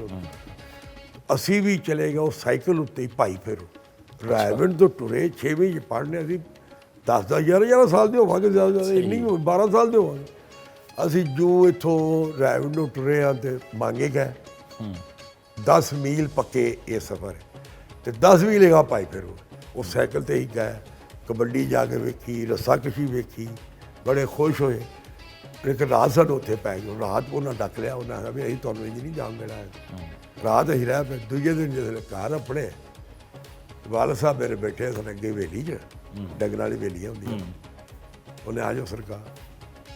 ਮੈਂ ਬਹਾਨੇ ਬੂਨੇ ਚੱਕਰ ਚੁੱਕਰ ਬੜੇ ਦਿੱਤੇ, ਬੜੀ ਕੁੱਟ ਪਈ, ਤਾਰੀਖੀ ਕੁੱਟ ਕੇ ਮੈਨੂੰ ਯਾਦ ਨਹੀਂ, ਸ਼ਾਇਦ ਬੇਹੋਸ਼ ਵੀ ਹੋ ਗਿਆ। ਇਹਨਾਂ ਵਾਲਦਿਆਂ ਨੂੰ ਉਦੋਂ ਕਾਫੀ ਸਖਤ ਹੁੰਦੇ ਸੀ, ਇਹ ਐਜੂਕੇਸ਼ਨ ਨਹੀਂ ਸੀ ਉਦੋਂ। ਹਰ ਗਲਤੀ ਦਾ ਹੱਲ ਲਿੱਤਰ ਹੁੰਦੇ ਸਨ। ਅਤੇ ਬਹਰਹਾਲ ਬੜੀ ਹਰ ਖੇਡਾਂ ਵੀ ਖੇਡੀਆਂ, ਹਰ ਤਰ੍ਹਾਂ ਸਕੂਲਾਂ 'ਚ। ਮੈਟ੍ਰਿਕ ਕਿੱਥੋਂ ਕੀਤਾ ਫਿਰ? ਲਿੱਤਰ ਮੈਟ੍ਰਿਕ ਮੈਂ 9ਵੀਂ 'ਚ ਮੈਂ ਚਲਾ ਗਿਆ ਸੀ ਲਾਹੌਰ ਚ ਬੁਰਜੀ ਗਾਰਡਨ। ਅੱਛਾ। ਗਵਰਨਮੈਂਟ ਹਾਈ ਸਕੂਲ ਚ ਬੁਰਜੀ ਗਾਰਡਨ। ਮੈਂ 9 ਮਹੀਨੇ ਪੜ੍ਹਿਆ। ਮੈਂ ਉਹ ਸਕੂਲ 4 ਸਾਲ ABC ਮੈਂ ਟੌਪ ਕੀਤਾ ਸੀ 9ਵੀਂ ਦੇ ਇਮਤਿਹਾਨ 'ਚ, ਮੈਟ੍ਰਿਕ 'ਚ ਨਹੀਂ। ਅੱਛਾ। ਨੁਮਾਈ ਇਮਤਿਹਾਨ ਹੁੰਦੇ ਸਨ, ਛਮਾਈ ਵੀ ਹੁੰਦੇ ਸਨ। ਜੀ। ਉਦੋਂ ਸਿਸਟਮ ਬਹੁਤ ਤਗੜਾ ਸੀ। ਜੀ। ਹੁਣ ਤੇ ਐਜੂਕੇਸ਼ਨ ਖਤਮ ਕਰਤੀ ਨਾ, ਆਹਿਸਤਾ ਬਿਲਕੁਲ ਹੀ ਬਰਬਾਦ ਹੋ ਗਈ ਸਰਕਾਰ ਦੀ ਸੱਤਾ। ਜਿਹੜੀ ਪ੍ਰਾਈਵੇਟਾਈਜ਼ ਆਈ ਉਹਨਾਂ ਸਾਡੀ ਧਰਤੀ ਨਾਲ ਤੱਲਕ ਹੀ ਕੋਣੀ ਪਤਾ ਨਹੀਂ ਕਿੱਥੇ ਲਈ। ਅਸੀਂ ਆਪਣੀ ਔਲਾਦ ਤਿਆਰ ਕਰ ਰਹੇ, ਅਮਰੀਕਾ ਰਹਿਣਾ ਨਾ, ਬਰਤਾਨੀਆ ਰਹਿਣਾ, ਕਿੱਥੇ ਰਹਿਣਾ। ਇੱਥੇ ਤੇ ਵੇਖੋ ਨਾ, ਇੱਥੋਂ ਦੀ ਤਾਲੀਮ ਦਿਆਂਗੇ, ਇੱਥੋਂ ਦੀ ਚੀਜ਼ਾਂ ਬਾਰੇ ਦੱਸਾਂਗੇ ਤਾਂ ਉਹ ਕੋਈ ਇਹਦਾ ਭਲਾ ਬੁਰਾ ਕਰ ਸਕਣਗੇ। ਉਹ ਹੈ ਹੀ। ਬਹਰਹਾਲ ਫਾਈਨਲੀ ਫਿਰ MSc ਕਰ ਲਈ। MSc ਪੰਜਾਬ ਯੂਨੀਵਰਸਿਟੀ ਤੋਂ ਕੀਤੀ। ਉੱਥੇ ਤੜਕਾ ਲੱਗ ਗਿਆ ਮੈਨੂੰ, ਸੁਰੱਖਿਆ ਦੇ ਕਾਬੂ ਆ ਗਿਆ ਮੈਂ। ਅੱਛਾ।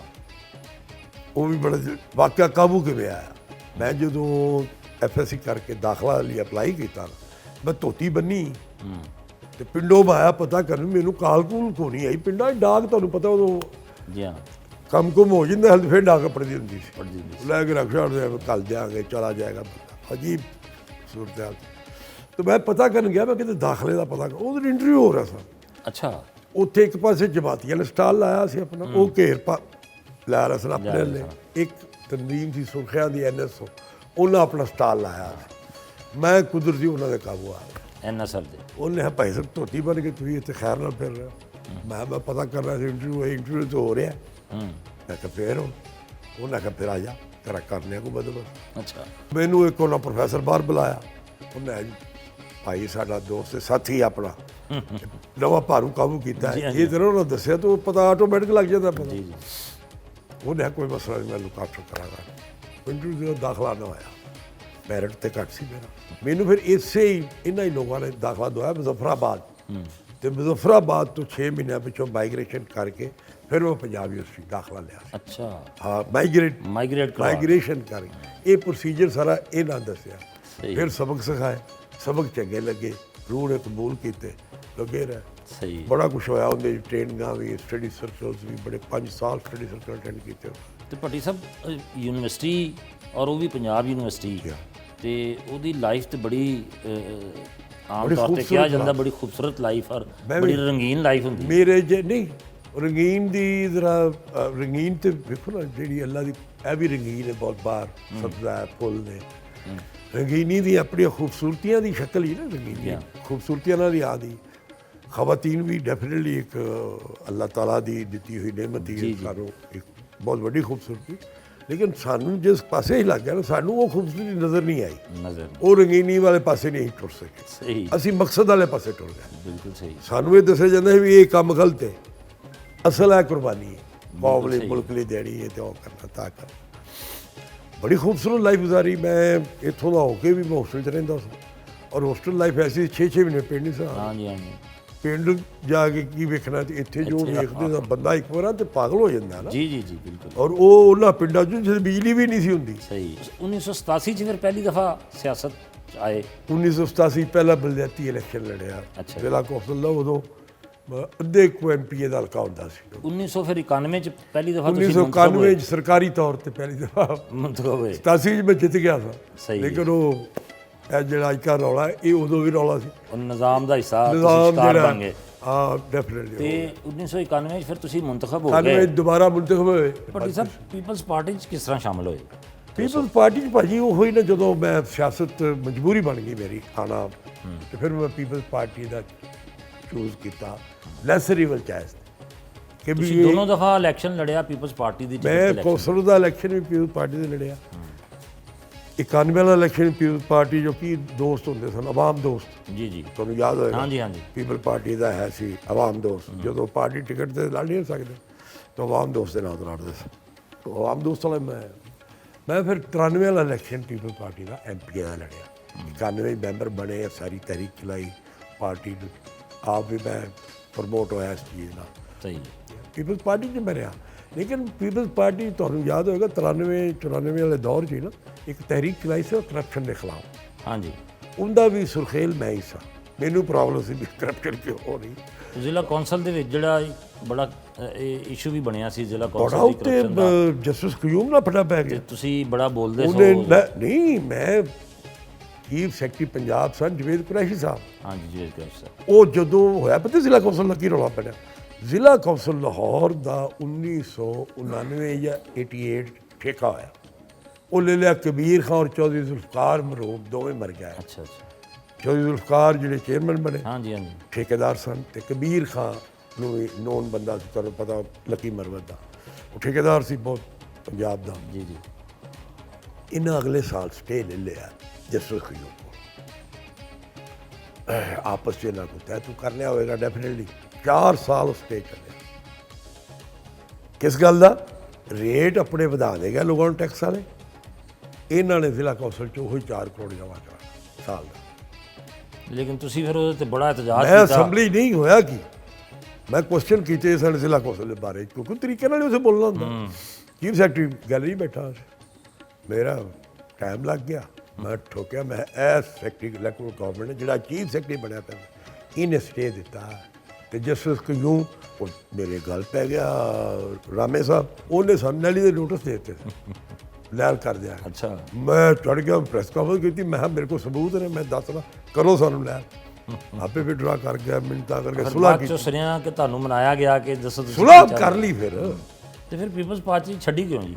ਪੀਪਲਸ ਪਾਰਟੀ ਜਦੋਂ ਮੈਂ ਕਰਪਸ਼ਨ ਦੇ ਖਿਲਾਫ ਤਹਿਰੀਕ ਚਲਾਈ ਹੈ 3-4 ਮਹੀਨੇ, ਤੁਹਾਨੂੰ ਯਾਦ ਹੋਗਾ ਜਦੋਂ ਵਜ਼ੀਰ ਬੇਨਜ਼ੀਰ ਲਾਹੌਰ ਆਈ ਹੈ, ਜਦੋਂ ਉਹਨੇ ਪਹਿਲੇ ਮਖਦੂਮ ਅਲਤਾਫ ਨੂੰ ਰਿਜੈਕਟ ਕਰਕੇ ਸਰਦਾਰ ਆਰਿਫ ਕਈ ਨੂੰ ਬਣਾਇਆ, ਉੱਥੇ ਬੜਾ ਰਿਐਕਸ਼ਨ ਸੀ। ਈਵਨ ਲੋਕ ਰੋਏ ਬਕਾਇਦਾ ਸਟੇਟ ਗੈਸਟ ਹਾਊਸ ਜਦੋਂ ਫੈਸਲਾ ਸੁਣਾਇਆ।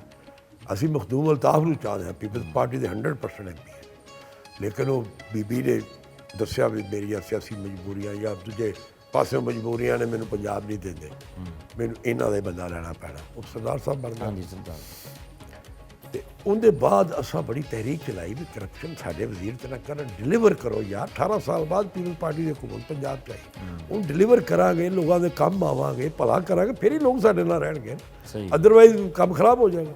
ਲੇਕਿਨ ਵਜ਼ੀਰਾਂ ਨਾਲ ਗੱਲ ਕਰੀ, ਉਹਨੇ ਸਾਨੂੰ ਦੇਣਾ ਪੈਂਦਾ, ਕਰੀਏ ਅਸੀਂ ਨਾ ਕਰੀਏ ਛੱਡ ਦਿਓ, ਉਹਨੇ ਛੱਡ ਕੇ ਦੇਈਏ। ਟੋਰ ਟੂਰ ਬੜਿਆ ਬੜਾ ਕੰਮ ਚੱਲਦਾ, ਛੱਡ ਤੁਸੀਂ ਲੱਗੇ ਫਿਰੋ। ਕਿਆ ਤੁਸੀਂ ਸਮਝਦੇ ਹੋ ਕਿ ਜ਼ਰਦਾਰੀ ਸਾਹਿਬ ਦੇ ਆਉਣ ਦੇ ਬਾਅਦ ਪੀਪਲਸ ਪਾਰਟੀ ਦਾ ਜਿਹੜਾ ਸਾਰਾ ਇੱਕ ਬਣਿਆ ਸੀ ਇਮੇਜ, ਉਹ ਥੋੜਾ ਜਿਹਾ ਡਾਊਨਫਾਲ ਆਇਆ ਉਹਦਾ? ਕੋਈ ਸ਼ੱਕ ਨਹੀਂ, ਜ਼ਰਦਾਰੀ ਸਾਹਿਬ ਦੇ ਆਉਣ ਨਾਲ ਡੈਫੀਨਿਟਲੀ ਬਹੁਤ ਫਰਕ ਪਿਆ।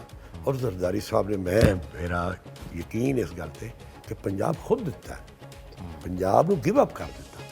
ਸਹੀ। ਪੰਜਾਬ ਨੇ ਨਹੀਂ ਛੱਡਿਆ ਉਹਨਾਂ ਨੂੰ, ਉਹਨਾਂ ਪੰਜਾਬ ਨੂੰ ਛੱਡਤਾ। ਉਹਨਾਂ ਜਿੰਦੇ ਖਿਲਾਫ ਇੱਥੇ ਲੋਕ ਲੜਦੇ ਹਨ ਉਹਨਾਂ ਦੇ ਨਾਲ ਸਨ, ਉਹਨਾਂ ਨਾਲ ਜੱਫੀਆਂ ਪਾ ਲਈਆਂ। ਤੇ 2013 'ਚ ਤੁਹਾਨੂੰ ਪੀਪਲਸ ਪਾਰਟੀ ਵੱਲੋਂ 2 ਟਿਕਟਾਂ ਦੀ ਆਫਰ ਹੋਈ ਤੇ ਤੁਸੀਂ ਉਹ ਵੀ ਠੁਕਰਾਤੀ। ਛੋਟੇ ਭਾਈ ਮੇਰੇ ਜਮੀਲ ਸਾਹਿਬ ਜਿਹੜੇ ਨਾ, ਉਹ ਪੀਪਲਸ ਪਾਰਟੀ ਪੰਜਾਬ ਦੇ ਸਦਰ ਰਹੇ ਨੇ, ਮਤਲਬ ਕਾਫੀ ਉਹਦੇ ਪੀਪਲਸ ਪਾਰਟੀ ਨਾਲ ਜ਼ਰਦਾਰੀ ਸਾਹਿਬ ਨਾਲ ਪਰਸਨਲ ਤਲਕ ਵੀ। ਅੱਛਾ। ਤੇ ਪੀਪਲ ਮੇਰੀ ਆਪਣੀ ਵੀ ਸਾਰੀ ਦੋਸਤੀ ਮੁਹੱਬਤ ਪਿਆਰ ਜਿੰਨਾ ਸਾਰਾ ਸਿਆਸੀ ਸਫ਼ਰ ਹੈ ਪੀਪਲ ਪਾਰਟੀ ਨਾਲ ਗੁਜ਼ਰਿਆ।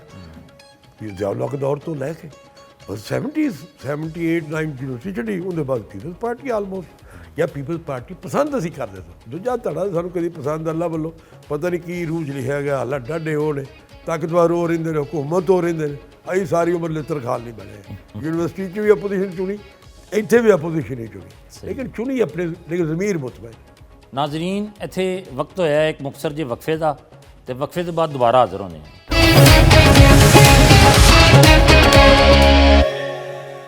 ਆਇਆ ਨੂੰ ਜੀ ਭੱਟੀ ਸਾਹਿਬ, ਤੁਸੀਂ ਸਮਝਦੇ ਹੋ ਕਿ ਅੱਜ ਵੀ ਰੋਟੀ ਕੱਪੜਾ ਔਰ ਮਕਾਨ ਦਾ ਜਿਹੜਾ ਨਾਅਰਾ ਹੈ ਉਹ ਉਸੇ ਤਰ੍ਹਾਂ ਇੰਪੋਰਟੈਂਟ ਹੈ ਅੱਜ ਦੀ ਸਿਆਸਤ? ਨਹੀਂ, ਮੈਂ ਨਹੀਂ ਸਮਝਦਾ ਅਮਲ ਸਾਹਿਬ। ਮੈਂ ਇਹਨਾਂ ਸਾਰੀ ਚੀਜ਼ਾਂ ਤੋਂ ਇਹਨਾਂ ਨੂੰ ਸਾਰੇ ਸਮਝ ਗਿਆ ਵੀ ਇਹ ਕੀ ਹੈ ਕੀ ਨੇ। ਕੁਛ ਨਹੀਂ ਚਾਹੀਦਾ ਰੋਟੀ ਕੱਪੜਾ ਔਰ ਮਕਾਨ, ਸਾਨੂੰ ਆਪਣਾ ਮੁਲਕ, ਸਾਨੂੰ ਆਪਣੀ ਰਿਆਸਤ ਮਾਂ ਜੈਸੀ ਚਾਹੀਦੀ ਜੀ। ਉਹਦੇ ਲਈ ਕੀ ਕਰਨਾ ਹੈ ਉਹ ਕੋਈ ਪੁੱਛੇਗਾ ਤਾਂ ਦੱਸਾਂਗੇ ਸਾਰੀ ਗੱਲ। ਸਾਨੂੰ ਤਾਂ ਪਤਾ ਹੈ ਵੀ ਮਾਂ ਕੀ ਸਲੂਕ ਕਰਦੀ, ਕਿਵੇਂ ਆਪਣੇ ਪੁੱਤਰ ਦਾ ਖਿਆਲ ਕਰਦੀ, ਉਵੇਂ ਰਿਆਸਤ ਬਣੇਗੀ, ਇਹ ਮੁਲਕ ਸੋਹਣਾ ਬਣੇਗਾ, ਖੂਬਸੂਰਤ ਬਣੇਗਾ, ਲੋਕ ਖੁਸ਼ਹਾਲ ਵੀ ਹੋਣਗੇ, ਸਭ ਕੁਝ ਹੋਵੇਗਾ। ਭੱਟੀ ਸਾਹਿਬ, ਇਹ ਪੀਪਲਸ ਪਾਰਟੀ ਛੱਡ ਕੇ ਤੇ ਤਹਿਰੀਕ ਇਨਸਾਫ ਨੂੰ ਜੁਆਇਨ ਕਰਨ ਦਾ ਫੈਸਲਾ ਕਿਸ ਤਰ੍ਹਾਂ ਕੀਤਾ? ਇਹ ਮੇਰੀ ਜਾਨ ਇੰਝ ਹੋਇਆ ਜਦੋਂ ਵੇਲੇ ਫਿਰ ਆਜ਼ਾਦ ਰਹੇ ਕਾਫੀ ਦੇਰ, ਉਹਦੇ ਬਾਅਦ ਇਮਰਾਨ ਖਾਨ ਦੇ ਮੈਂ ਟੀਵੀ 'ਤੇ ਨਾ ਸੁਣ ਲੱਗ ਪਿਆ। ਮੈਨੂੰ ਦੀ ਗੁਫ਼ਤਗੂ, ਬਾਡੀ ਲੈਂਗੁਏਜ ਔਰ ਹਸਪਤਾਲਾਂ ਦਾ ਮੈਨੂੰ ਪਤਾ ਸੀ, ਨਿਮਲ ਦਾ ਪਤਾ ਸੀ ਬਣਾਉਣ ਜਾ ਰਿਹਾ। ਕ੍ਰਿਕਟ ਤੋਂ ਐਡਾ ਮੈਂ ਮੁਤਅਸਰ ਨਹੀਂ ਸਾਂ, ਠੀਕ, ਬਹੁਤ ਅੱਛਾ ਵਰਲਡ ਕੱਪ ਪਾਕਿਸਤਾਨ ਪਹਿਲੀ ਵਾਰ ਆਇਆ, ਬੜੀ ਇੱਕ ਇਜ਼ਾਜ਼ ਦੀ ਗੱਲ ਸੀ ਐਜ਼ ਏ ਕੌਮ। ਲੇਕਿਨ ਚੂੰਕਿ ਅਸੀਂ ਕ੍ਰਿਕਟ ਨੂੰ ਅੱਗ ਲਾਈਏ, ਸਾਡੇ ਦੇ ਲਿੱਤਰ ਖਾਦਿਆਂ ਵਾਰ ਨਾ ਆਉਂਦੀ, ਉਹ ਆਂਦਾ ਰੱਬਾ ਸਾਈਆਂ ਚੰਗਾ ਸ਼ਾਹ ਬਣਾਏ, ਰੱਬਾ ਸਾਈਆਂ ਪੌਲਿਆ ਖਾਂਦਿਆਂ ਵਾਰ ਨਾ ਆਉਂਦੀ। ਫੈਜ਼ ਅਹਿਮਦ ਫੈਜ਼ ਨੇ ਉਹ ਆਖਰੀ ਉਮਰ ਪੰਜਾਬੀ 'ਚ ਵੀ ਲਿਖੀ ਆ। ਅੱਛਾ, ਯੈਸ, ਨਹੀਂ ਸੁਣ ਆਗਾ ਬੜੀ ਇੱਕ ਮਸ਼ਹੂਰ ਨਜ਼ਮ ਹੈ ਜਿਹੜੀ ਮੈਨੂੰ ਬੜੀ ਪਸੰਦ ਹੈ। ਰੱਬਾ ਸੱਚਿਆ ਤੂੰ ਤੇ ਆਖਿਆ ਸੀ ਜਾਓ ਬੰਦਿਆ ਜੱਗ ਦਾ ਸ਼ਾਹ ਹੈ ਤੂੰ, ਸਾਡੀਆਂ ਨੇਮਤਾਂ ਤੇਰੀਆਂ ਦੌਲਤਾਂ ਨੇ, ਸਾਡਾ ਨਾਇਬ ਤੇ ਆਲੀ ਜਾ ਹੈ ਤੂੰ। ਇਸ ਲਾਰੇ ਤੇ ਟੋਰ ਕਦ ਪੁੱਛਿਆ ਈ, ਕੀ ਇਸ ਨੁਮਾਨੇ ਨਾਲ ਬੀਤੀਆਂ ਨੇ, ਕਦੀ ਸਾਰਵੀ ਲਈ ਰੱਬ ਸਈਆ ਤੇਰੇ ਸ਼ਾਹ ਨਾਲ ਜੱਗ ਕੇ ਕੀਤੀਆਂ। ਕਿਤੇ ਤਾਂਦਲੀ ਮਾਲ ਪਟਵਾਰ ਦੀ ਹੈ, ਕਿਤੇ ਤੌਸ ਪੁਲਿਸ ਸਰਕਾਰ ਦੀ ਹੈ। ਐਵੇਂ ਕਲਪੇ ਜਾਨ ਮੇਰੀ ਜਿਵੇਂ ਫਾਈ ਵਿੱਚ ਕੂੰਜ ਕਰਲਾਮ ਦੀ, ਚੰਗਾ ਸ਼ਾਹ ਬਣਾਇਆ ਰੱਬ ਸਾਈਆਂ ਪੌਲੇ ਖਾਂਦਿਆਂ ਵਾਰ ਨਾ ਆਉਂਦੀ। ਮੈਨੂੰ ਸ਼ਾਹੀ ਨਹੀਂ ਚਾਹੀਦੀ ਰੱਬ ਸਾਈਆਂ, ਮੈਂ ਤੇ ਜੀਵੇਂ ਦੀ ਨੁੱਕਰ ਮੰਗਣਾ। ਮੈਨੂੰ ਸ਼ਾਹੀ ਨਹੀਂ ਚਾਹੀਦੀ ਰੱਬ ਸਾਈਆਂ, ਮੈਂ ਤੇ ਜੀਵੇਂ ਦੀ ਨੁੱਕਰ ਮੰਗਣਾ ਹਾਂ। ਮੈਨੂੰ ਤਾਂਗ ਨਹੀਂ ਮੱਲਾਂ ਤੇ ਮਾੜੀਆਂ ਦੀ, ਮੈਂ ਜੀਵੇਂ ਦੀ ਨੁੱਕਰ ਮੰਗਣਾ ਹਾਂ। ਮੇਰੀਆਂ ਮੰਨੇ ਤੇ ਤੇਰੀਆਂ ਮੈਂ ਮੰਨਾਂ, ਤੇਰੀ ਸਹੁੰ ਇੱਕ ਵੀ ਗੱਲ ਪਾਉਣਾ। ਜੇ ਮੰਗ ਨਹੀਂ ਪੁੱਛਦੀ ਤੈਂ ਰੱਬਾ ਮੈਂ ਜਾਵਾਂ ਤੇ ਰੱਬ ਕੋ ਹੋਰ ਲਾਉਣਾ। ਵਾਹ ਵਾਹ, ਇਹ ਵੇਖੋ ਨਾ ਕਿੰਨੀ ਖੂਬਸੂਰਤ ਗੱਲ ਜੀ ਹੋਈ। ਜੀ ਜੀ, ਬਿਲਕੁਲ ਬਿਲਕੁਲ। ਨਿਜ਼ਾਮ ਪੂਰੇ ਦੀ ਅਕਾਸੀ ਵੀ ਕੀਤੀ, ਆਪਣੇ ਦੁੱਖ ਦਾ ਇਜ਼ਹਾਰ ਵੀ ਕੀਤਾ। ਜਿਹੜਾ ਜਬਰ ਜ਼ੁਲਮ ਹੋ ਰਿਹਾ ਰੱਬ ਨਾਲ ਗਿਲਾ ਤੇ ਕਰ ਰਿਹਾ, ਲੇਕਿਨ ਅਸਲ ਤੇ ਰਿਆਸਤ ਨਾਲ ਗਿਲਾ ਹੈ ਨਾ। ਤੇ ਤਹਿਰੀਕ ਇਨਸਾਫ 'ਚ ਫਿਰ ਇਸ ਵਾਸਤੇ ਸ਼ਾਮਲ ਹੋਏ? ਨਹੀਂ, ਤਹਿਰੀਕ ਇਨਸਾਫ ਤੋਂ ਦੱਸਣ ਜਿਵੇਂ ਮੈਨੂੰ ਦੀ ਸੱਚਾਈ ਨਜ਼ਰ ਆਉਣ ਲੱਗੀ ਨਾ, ਮੈਂ ਯਾਰ ਬਿਹਤਰ ਬੰਦਾ ਇਹਦਾ ਸਾਥ ਦੇਣਾ। ਉਦੋਂ ਬੰਦਾ ਕੋਈ ਸੀ ਨਾਲ ਦੇਗਾ, ਆਮ ਲੋਕ ਹੈਗੇ ਸਰ, ਅੱਛੇ ਲੋਕ ਸਨ ਡੈਫੀਨਿਟਲੀ, ਜਿਹੜੇ ਨਾਲ ਉਸ ਵਕਤ ਸਨ ਸਾਡੇ ਤੋਂ ਬਿਹਤਰ ਸਨ ਜਿੰਨਾ ਪਹਿਲੇ ਟੁਰ ਪਏ ਉਹਦੇ ਨਾਲ। ਮੈਂ ਫੈਸਲਾ ਕਰ ਲਿਆ, ਮੈਂ ਕਿਹਾ ਬੰਦੇ ਦੇ ਨਾਲ ਸਾਥ ਦੇਣਾ ਚਾਹੀਦਾ, ਸ਼ਾਇਦ ਕੋਈ ਐਕਟਿਵ ਰੋਲ ਅਸੀਂ ਪਲੇ ਕਰ ਜਾਈਏ। ਉਹ ਮੇਰਾ ਛੋਟਾ ਭਾਈ ਜਮੀਲ ਹੈ, ਉਹਦੇ ਨਾਲ ਮੈਂ ਗੱਲ ਕੀਤੀ, ਮੈਂ ਕਿਹਾ ਯਾਰ ਮੈਂ PTI ਦਾ ਫੈਸਲਾ ਕਰਨਾ ਪਿਆ, ਤਹਿਰੀਕ ਇਨਸਾਫ ਜੁਆਇਨ ਕਰਨੀ। ਉਹ ਇੱਕਦਮ ਅਚਾਨਕ ਬੋਲਿਆ, ਅਰੇ ਭਈਆ ਨੇ ਟਾਂਗਾ ਪਾਰਟੀ, ਖੁਦਾ ਦਾ ਖੌਫ ਕਰੀਏ, ਕਿਹੜੀ ਪਾਰਟੀ ਜਿਹਦੇ ਜਾਣਾ। ਮੈਂ ਕਿਹਾ ਯਾਰ ਮੇਰੀ ਸ਼ੌਰੀ ਮਜਬੂਰੀ ਹੈ, ਮੈਂ ਤਾਂ ਫੈਸਲਾ ਕਰ ਲਿਆ ਵੀ ਇਹਦੇ ਦਾ ਸਾਥ ਦੇਣਾ ਚਾਹੀਦਾ, ਕੋਈ ਸਾਥ ਨਹੀਂ ਦੇ ਰਿਹਾ। ਫਿਰ ਮੈਂ ਮਲਕ ਸਾਹਿਬ ਇਹਨੂੰ ਮਿਲਿਆ ਜਾ ਕੇ ਇਸਲਾਮਾਬਾਦ, ਇਹਦੇ ਨਾਲ ਗੁਫ਼ਤਗੂ ਕੀਤੀ, ਪੁੱਛਿਆ ਦੱਸਿਆ ਦੇ ਖਿਆਲਾਤ ਜਿੰਨਾ ਵੀ ਡਿਸਕਸ ਕਰਤਾ ਕੀਤਾ। ਫਿਰ ਦੁਬਾਰਾ ਲਾਹੌਰ ਅਸੀਂ ਇਕੱਠੇ ਹੁੰਦੇ ਹਾਂ, ਇੱਥੇ ਬਸ਼ਰ ਲੁਕਮਾਨ ਨੇ ਖਾਣਾ ਕੀਤਾ ਰਾਇਲ ਪਾਰਕ, ਉਹਦੇ 'ਚ ਇਮਰਾਨ ਖਾਨ ਨੂੰ ਬੁਲਾਇਆ, ਸਾਨੂੰ ਵੀ ਬੁਲਾਇਆ, ਇਸੇ ਚੱਕਰ 'ਚ ਸ਼ਾਬਾਸ਼ ਹੋਰ ਵੀ ਦੋਸਤ ਹੈਗੇ ਸਰਕਾਰ। ਉਹ ਫਿਰ ਉੱਥੇ ਉਹਨੇ इमरान खान साहब ने गल की हुई, यार मेरे साथ मीटिंगें करते हैं, खाना खाते हैं, शामिल नहीं होते। तो मेरे तो छोटा फौत हो गया। उन्हें कहा जी खान साहब अभी तैयार हो के खाने एवं नहीं खाते, अभी थोड़े ले आए तो जहनी तौर पर तैयार हो के साढ़े वालों हुणे प्रैस कांफ्रेंस कर ला। फिर दूजे चौथे दिन प्रैस कांफ्रेंस की। मैं बड़ी ही ध्यान बड़ी मेहनत की। वो फिर इनकलाब वाले तो फिर एक मौका आया जो इन्हें एक होर खूबसूरत साढ़े लिए ख्वाहिश पैदा करती, इलैक्शन अनाउंस करता पार्टी। ਪਾਰਟੀ ਇਲੈਕਸ਼ਨ ਬੜਾ ਰੌਲਾ ਪਿਆ ਦੇ ਘਰ। ਮੈਂ ਵੀ ਇਹਨੂੰ ਕਿਹਾ ਵੀ ਇਹ ਬੜਾ ਇੱਥੇ ਆਪਣਾ ਕਲਚਰ ਏਰੀਏਗਾ, ਕੰਮ ਖਰਾਬ ਹੋਏਗਾ, ਹਾਲੀ ਤਿਆਰ ਨਹੀਂ, ਜਾਂ ਤੇ ਗਰਾਊਂਡ ਤਿਆਰ ਕਰ ਲਈ, ਨਜ਼ਰੀਆਤੀ ਲੋਕ ਪੈਦਾ ਕਰੀਏ, ਪਹਿਲੇ ਲੋਕਾਂ ਨੂੰ ਤਿਆਰ ਤੇ ਕਰੀਏ ਨਾ ਮਕਸਦ। ਤਹਿਰੀਕ ਇਨਸਾਫ ਦੇ ਨਾਲ ਜਿਹੜਾ ਪਹਿਲੀ ਦਫਾ ਇਖਤਲਾਫਾਤ ਹੋਏ ਉਹ ਇੰਟਰ ਪਾਰਟੀ ਇਲੈਕਸ਼ਨ ਦੀ ਵਜ੍ਹਾ ਨਾਲ ਹੋਏ ਵਜ੍ਹਾ ਨਾਲ ਹੋਏ। ਜਦੋਂ ਮੈਂ ਜਨਰਲ ਸੈਕਟਰੀ ਬਣ ਗਿਆ ਤੇ ਅਲੀਮ ਖਾਨ ਸਾਹਿਬ ਸਦਰ ਬਣ ਗਏ। ਹੁਣ ਅਸੀਂ ਇਲੈਕਸ਼ਨ ਤੋਂ ਪਹਿਲੇ ਵਾਅਦਾ ਕੀਤਾ ਸੀ ਲੋਕਾਂ ਨਾਲ, ਵਰਕਰਾਂ ਨਾਲ, ਕਿਉਂਕਿ ਉਹ ਆਜ਼ਾਦੀ ਖਾਨ ਸਾਹਿਬ ਦੇ ਦੇਤੀ ਵੀ ਬੁਨਿਆਦ ਕੀ ਤੁਸੀਂ ਫੈਸਲੇ ਕਰੋਗੇ। ਮੈਂ ਕਿਹਾ ਇਸ ਤੋਂ ਖੂਬਸੂਰਤ ਕਿਹੜੀ ਗੱਲ ਹੈ। ਚਲੋ ਫਿਰ ਦਿਨ ਪਾਰਟੀ ਸਹੀ, ਕਿਤੇ ਸੁੱਖ ਦਾ ਸਾਥ ਆਇਆ, ਆਜ਼ਾਦੀ ਦਾ ਰੋਸ਼ਨੀ ਕਦੇ ਨਜ਼ਰ ਆਈ। ਅਗਰ ਇੱਥੇ ਪਾਰਟੀ ਚੌਕੀ ਦਾ ਕੰਮ ਮੁਲਕ 'ਚ ਵੀ ਹੋ ਜਾਏ। ਲੋ ਜੀ ਉਹ ਮੈਂ ਜਿਸ ਵੇਲੇ ਇਹਨਾਂ ਉੱਤੇ ਸਿਰ ਤੇ ਇਲੈਕਸ਼ਨ ਫੌਰੀ ਟਿਕਟਾਂ ਦੇਣੀਆਂ ਸਨ ਲੋਕਾਂ, ਮੈਨੂੰ ਇਹਨਾਂ ਬੁਲਾ ਲਿਆ, ਪਿਆਓ ਜੀ ਟਿਕਟਾਂ ਦਾ ਕਰੀਏ ਫੈਸਲਾ। ਮੈਂ ਕਿਹਾ ਵਰਕਰਾਂ ਨੂੰ ਬੁਲਾਈਏ, 24 ਘੰਟੇ ਮੈਂ ਜਾਗਣ ਨੂੰ ਤਿਆਰ ਹਾਂ। ਫੈਸਲਾ ਉਹ ਕਰੇ, ਤਕਰੀਰਾਂ ਕੀਤੀਆਂ ਨੇ, ਮੂੰਹ ਚੋਂ ਜ਼ਬਾਨ ਤੋਂ ਗੱਲਾਂ ਕੱਢੀਆਂ ਨੇ। ਹੁਣ ਫੈਸਲਾ ਤੁਸੀਂ ਯੂਨੀਅਨ ਕੌਂਸਲ ਵਾਲੇ ਤੁਸੀਂ ਕਰੋਗੇ, ਟਾਊਨ ਵਾਲੇ ਤੁਸੀਂ ਕਰੋਗੇ, ਵਿੱਚ ਬਹਿ ਕੇ ਕਰਾਂਗੇ, ਰਲ ਕੇ ਸਲਾਹ ਨਾਲ ਕਰਾਂਗੇ। ਤੇ ਮੈਂ ਬੁਲਾ ਲਓ। ਉਹਨੇ ਕਿਹਾ ਤੂੰ ਹਮੇਸ਼ਾ ਪੁੱਠੇ ਦੇ ਨਾ, ਤੈਨੂੰ ਇਹ ਕੰਮ ਠੀਕ ਨਹੀਂ ਹੈਗਾ, ਤੇ ਇਸ ਤਰ੍ਹਾਂ ਕਰੀਏ ਨਿਬੇੜੀਏ। ਕਿ ਮੈਂ ਇਸ ਕੰਮ ਦਾ ਹਿੱਸਾ ਨਹੀਂ ਬਣਦਾ। ਉਹ ਗੱਲ ਮੈਂ ਖਾਨ ਸਾਹਿਬ ਤੱਕ ਚਲੀ ਗਈ, ਮੈਂ ਬਾਈਕਾਟ ਕਰਦਾ। ਮੈਂ ਕਰੋ ਆਪਣੇ ਤੌਰ 'ਤੇ ਕਰੋ, ਮੈਂ ਇਸ ਫੈਸਲੇ, ਮੈਂ ਉਸ ਆਪਣੀ ਜ਼ਬਾਨ 'ਤੇ ਕਾਇਮ ਹਾਂ। ਇੱਥੋਂ ਰੌਲਾ ਪੈ ਗਿਆ, ਖਾਨ ਸਾਹਿਬ ਦੀ ਗੱਲ ਪਹੁੰਚੀ। ਮੈਂ ਕੋਸ਼ਿਸ਼ ਕੀਤੀ ਕਿ ਖਾਨ ਸਾਹਿਬ ਨੂੰ ਸਮਝਾ ਲਾ, ਲੇਕਿਨ ਉਸ ਵੇਲੇ ਉਹਦੀ ਮਜਬੂਰੀਆਂ ਸਨ ਹੋਰ ਤਰ੍ਹਾਂ ਦੀ। ਉਹ ਫਿਰ ਮੈਨੂੰ ਛੱਡਣੀ ਪਈ ਪਾਰਟੀ। ਮੈਂ ਐਲਾਨ ਕਰਤਾ ਮੈਂ ਪਾਰਟੀ ਨਹੀਂ ਰਹਿਣਾ ਹੈਗਾ। ਤੇ ਤੁਸੀਂ ਇੱਕ ਦਫਾ ਪਾਰਟੀ ਛੱਡ ਕੇ ਫਿਰ ਦੁਬਾਰਾ ਫਿਰ ਜੁਆਇਨ ਕਰ ਲਿਆ? ਆਜ਼ਾਦ ਇਲੈਕਸ਼ਨ ਲੜਿਆ 13 ਵਾਰ। ਅੱਛਾ ਜੀ। ਮੈਨੂੰ ਅਪਰੋਚ ਕੀਤਾ ਗਿਆ, ਹਾਇਰ ਲੈਵਲ ਤੋਂ ਕੀਤਾ ਗਿਆ। ਮੈਂ ਕਹਿੰਦਾ 18 ਤੱਕ ਮੈਂ ਦੁਬਾਰਾ, ਮੈਨੂੰ ਕਿਹਾ ਵੀ ਗਿਆ, ਲੇਕਿਨ ਮੈਂ ਅੱਛਾ ਨਹੀਂ ਆਜ਼ਾਦ ਲੜਿਆ, ਉਹ ਵੀ 18 ਵਾਲਾ ਆਜ਼ਾਦ ਲੜਿਆ। ਇੱਥੇ ਬੱਚਾ ਇੱਕ ਖਾਲਿਦ ਗੁੱਜਰ ਜਿਹੜਾ ਐਮਪੀ ਦਾ ਇਲੈਕਸ਼ਨ ਲੜਦਾ, ਉਹ ਭਤੀਜਾ ਮੇਰਾ, ਉਹਦਾ ਬਾਪ ਮੇਰਾ ਦੋਸਤ ਸੀ। ਦੁਬਾਰਾ ਇਹਦੇ ਪੁਰਜ਼ੋਰ ਅਸਰਾਰ ਤੇ ਪਾਰਟੀ ਦੇ ਲੀਡਰਾਂ ਦੇ, ਜਾਲ ਚੌਧਰੀ ਸਾਹਿਬ ਦੇ ਕਹਿਣ ਤੇ ਮੈਂ ਜੁਆਇਨ ਕੀਤੀ। ਭੱਟੀ ਸਾਹਿਬ ਤੁਸੀਂ ਬੁੱਲੇ ਸ਼ਾਹ ਹੁਸੈਨ, ਮੀਆਂ ਮੁਹੰਮਦ ਬਖਸ਼, ਇਹਨਾਂ ਦੇ ਤੁਸੀਂ ਮੰਨਣ ਵਾਲੇ ਹੋ ਤੇ ਪੜ੍ਹਨ ਵਾਲੇ ਹੋ। ਮੈਂ ਸੁਣਿਆ ਕਿ ਤੁਸੀਂ ਆਪ ਵੀ ਕਾਫੀ ਗਾਉਂਦੇ ਹੋ, ਤੇ ਕੋਈ ਸਾਡੇ ਵੇਖਣ ਵਾਲਿਆਂ ਨੂੰ ਥੋੜੀ ਪਹਿਲਾ ਜਿਹੜਾ ਇਸ਼ਕ ਸੀ ਨਾ ਮੇਰਾ, ਉਹ ਸੀ ਉਹ ਇਨਕਲਾਬ, ਸੁਰਖ ਇਨਕਲਾਬ, ਮਾਓ ਜ਼ੈਤੂਨ ਦਾ, ਲੈਨਨ ਦਾ, ਉਹ ਦੂਜਾ ਕਾਰਲ ਮਾਰਕਸ ਸਿੰਗਲ। ਮੇਰੇ ਕਮਰੇ ਯੂਨੀਵਰਸਿਟੀ ਦੇ ਵਿੱਚ ਠੀਕ ਵੇਰਾ ਤੁਸੀਂ ਕਾਰਲ ਮਾਰਕਸ ਸੀ, ਤੁਸੀਂ ਵਾਹ ਬਾਬੇ ਐਂਗਲ ਦੇ ਜਿਹੜੇ ਦਾੜ ਛੱਡੇ ਦੇ ਨਾਲ ਟੰਗੇ, ਇੱਕ 3-4 ਸਾਲ, ਇੱਕ ਪਤਾ ਨਹੀਂ ਕਿਹੜਾ ਸੀ, ਮਾਓ ਜ਼ੈਤੂਨ ਯਾਰ ਇਹਨਾਂ ਤੁਸੀਂ ਮੇਰੇ ਬੈਡ ਜਿਹੜਾ ਕਮਰਾ ਸੀ ਹੋਸਟਲ ਦਾ ਉਹਦੇ ਚਲੇ ਗਏ ਯੂਨੀਵਰਸਿਟੀ ਵੇਲੇ। ਲੇਕਿਨ ਬਾਅਦ ਜਦੋਂ ਇਹਨਾਂ ਨੂੰ ਪੜ੍ਹਿਆ ਨਾ ਮੈਂ, ਮਲਸਾ ਵਾਕਈ ਖੁਦਾ ਨੇ ਮੇਰੀ ਰੂਹ ਰੈਜ਼ੋਲੂਸ਼ਨ ਹੀ ਜਿਹਨੂੰ ਕਹਿੰਦੇ, ਬਹੁਤ ਸਾਰੇ ਇਸ਼ੂਜ਼ ਤੇ ਜਿਹੜੇ ਦੁੱਖ ਸਾਨੂੰ ਇਨਸਾਨ ਨੂੰ ਆਦਮ ਤੋਂ ਲੈ ਕੇ ਮਿਲੇ ਨੇ ਫਿਤਰਤ ਦੇ ਵਿੱਚ, ਜੋ ਮਜ਼ਾਹਬ ਦੀ ਸ਼ਕਲ ਦੀ ਐਡੀ ਕਲੈਰਿਟੀ ਆਈ ਔਰ ਐਡੀ ਆਸਾਨੀ ਨਾਲ ਆਈ, ਕਿਸੇ ਪ੍ਰੋਫੈਸਰ ਦੀ ਲੋੜ ਨਹੀਂ।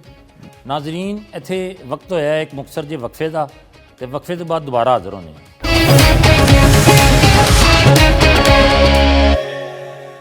ਕੀ ਆਇਆ ਨੂੰ ਜੀ ਭੱਟੀ ਸਾਹਿਬ, ਸਾਡੇ ਵੇਖਣ ਵਾਲਿਆਂ ਨੂੰ ਥੋੜੀ ਜਿਹੀ ਕੋਈ ਕਾਫੀ ਕੁਝ ਸੁਣਾ ਦਿਓ।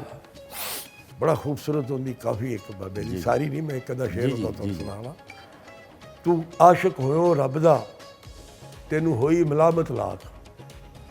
ਤੂੰ ਆਸ਼ਿਕ ਹੋਇਓ ਰੱਬ ਦਾ, ਤੈਨੂੰ ਹੋਈ ਮਲਾਮਤ ਲਾਖ। ਤੈਨੂੰ ਕਾਫਰ ਕਾਫਰ ਆਖਦੇ, ਤੂੰ ਆਹੋ ਆਹੋ ਆ। ਤੈਨੂੰ ਕਾਫਰ ਕਾਫਰ ਆਖਦੇ, ਤੂੰ ਆਹੋ ਆਹੋ ਆ। ਤੈਨੂੰ ਪਤਾ ਵੀ ਇਹ ਕਾਫਰ ਹੈ, ਝੂਠਾ ਹੈ, ਗੰਦਾ ਆਦਮੀ, ਤੂੰ ਆਹੋ ਆਹੋ ਆ। ਕੀ ਸੋਚ ਹੈ ਉਹਨਾਂ ਦੀ। ਔਰ ਇਹ ਇਲਮ ਅਗਰ ਪੜ੍ਹਾਇਆ ਜਾਂਦਾ ਤਾਂ ਐਡੇ ਗੰਦੇ ਪਲੀਤ ਅਸੀਂ ਨਾ ਹੁੰਦੇ। ਸਾਡੇ ਅਫਸਰ ਪੁੱਤਰ ਵੀ ਬੁੱਲੇ ਸ਼ਾਹ ਨੂੰ ਪੜ੍ਹ ਕੇ ਖੂਬਸੂਰਤ ਹੋ ਜਾਂਦੇ, ਲੇਕਿਨ ਇਹਨਾਂ ਨੂੰ ਪੜ੍ਹਾਇਆ ਗਿਆ ਮੀਰ ਦਰਦ, ਮੀਰ ਤਕੀ ਮੀਰ, ਫਲਾਣਾ ਇਸ਼ਕ, ਵਸਾਲ, ਇਹ ਚੀਜ਼ਾਂ ਪੜ੍ਹਾਈ ਗਈਆਂ।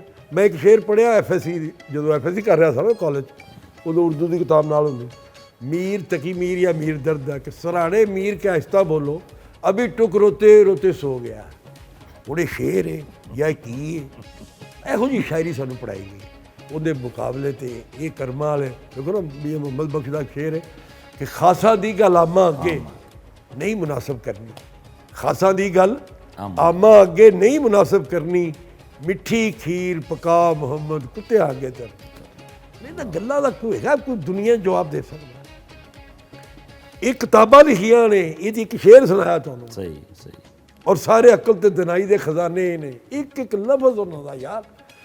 ਬੁੱਲੇ ਸ਼ਾਹ ਕਹਿੰਦਾ ਕਿ ਤੁਸੀਂ ਆਪਣੀ ਸਫਾਈ ਦਾ ਅਮਲ ਕਿਵੇਂ ਕਰ ਸਕਦੇ, ਅੰਦਰੋਂ ਪਾਪ ਨਫ਼ਰਤ ਗੰਦਗੀ ਲਾਲਚ ਹਿਰਸ ਕਿਵੇਂ ਕੱਢ ਸਕਦੇ, ਅੱਲਾ ਦੇ ਬੰਦੇ ਕਿਵੇਂ ਬਣ ਸਕਦੇ।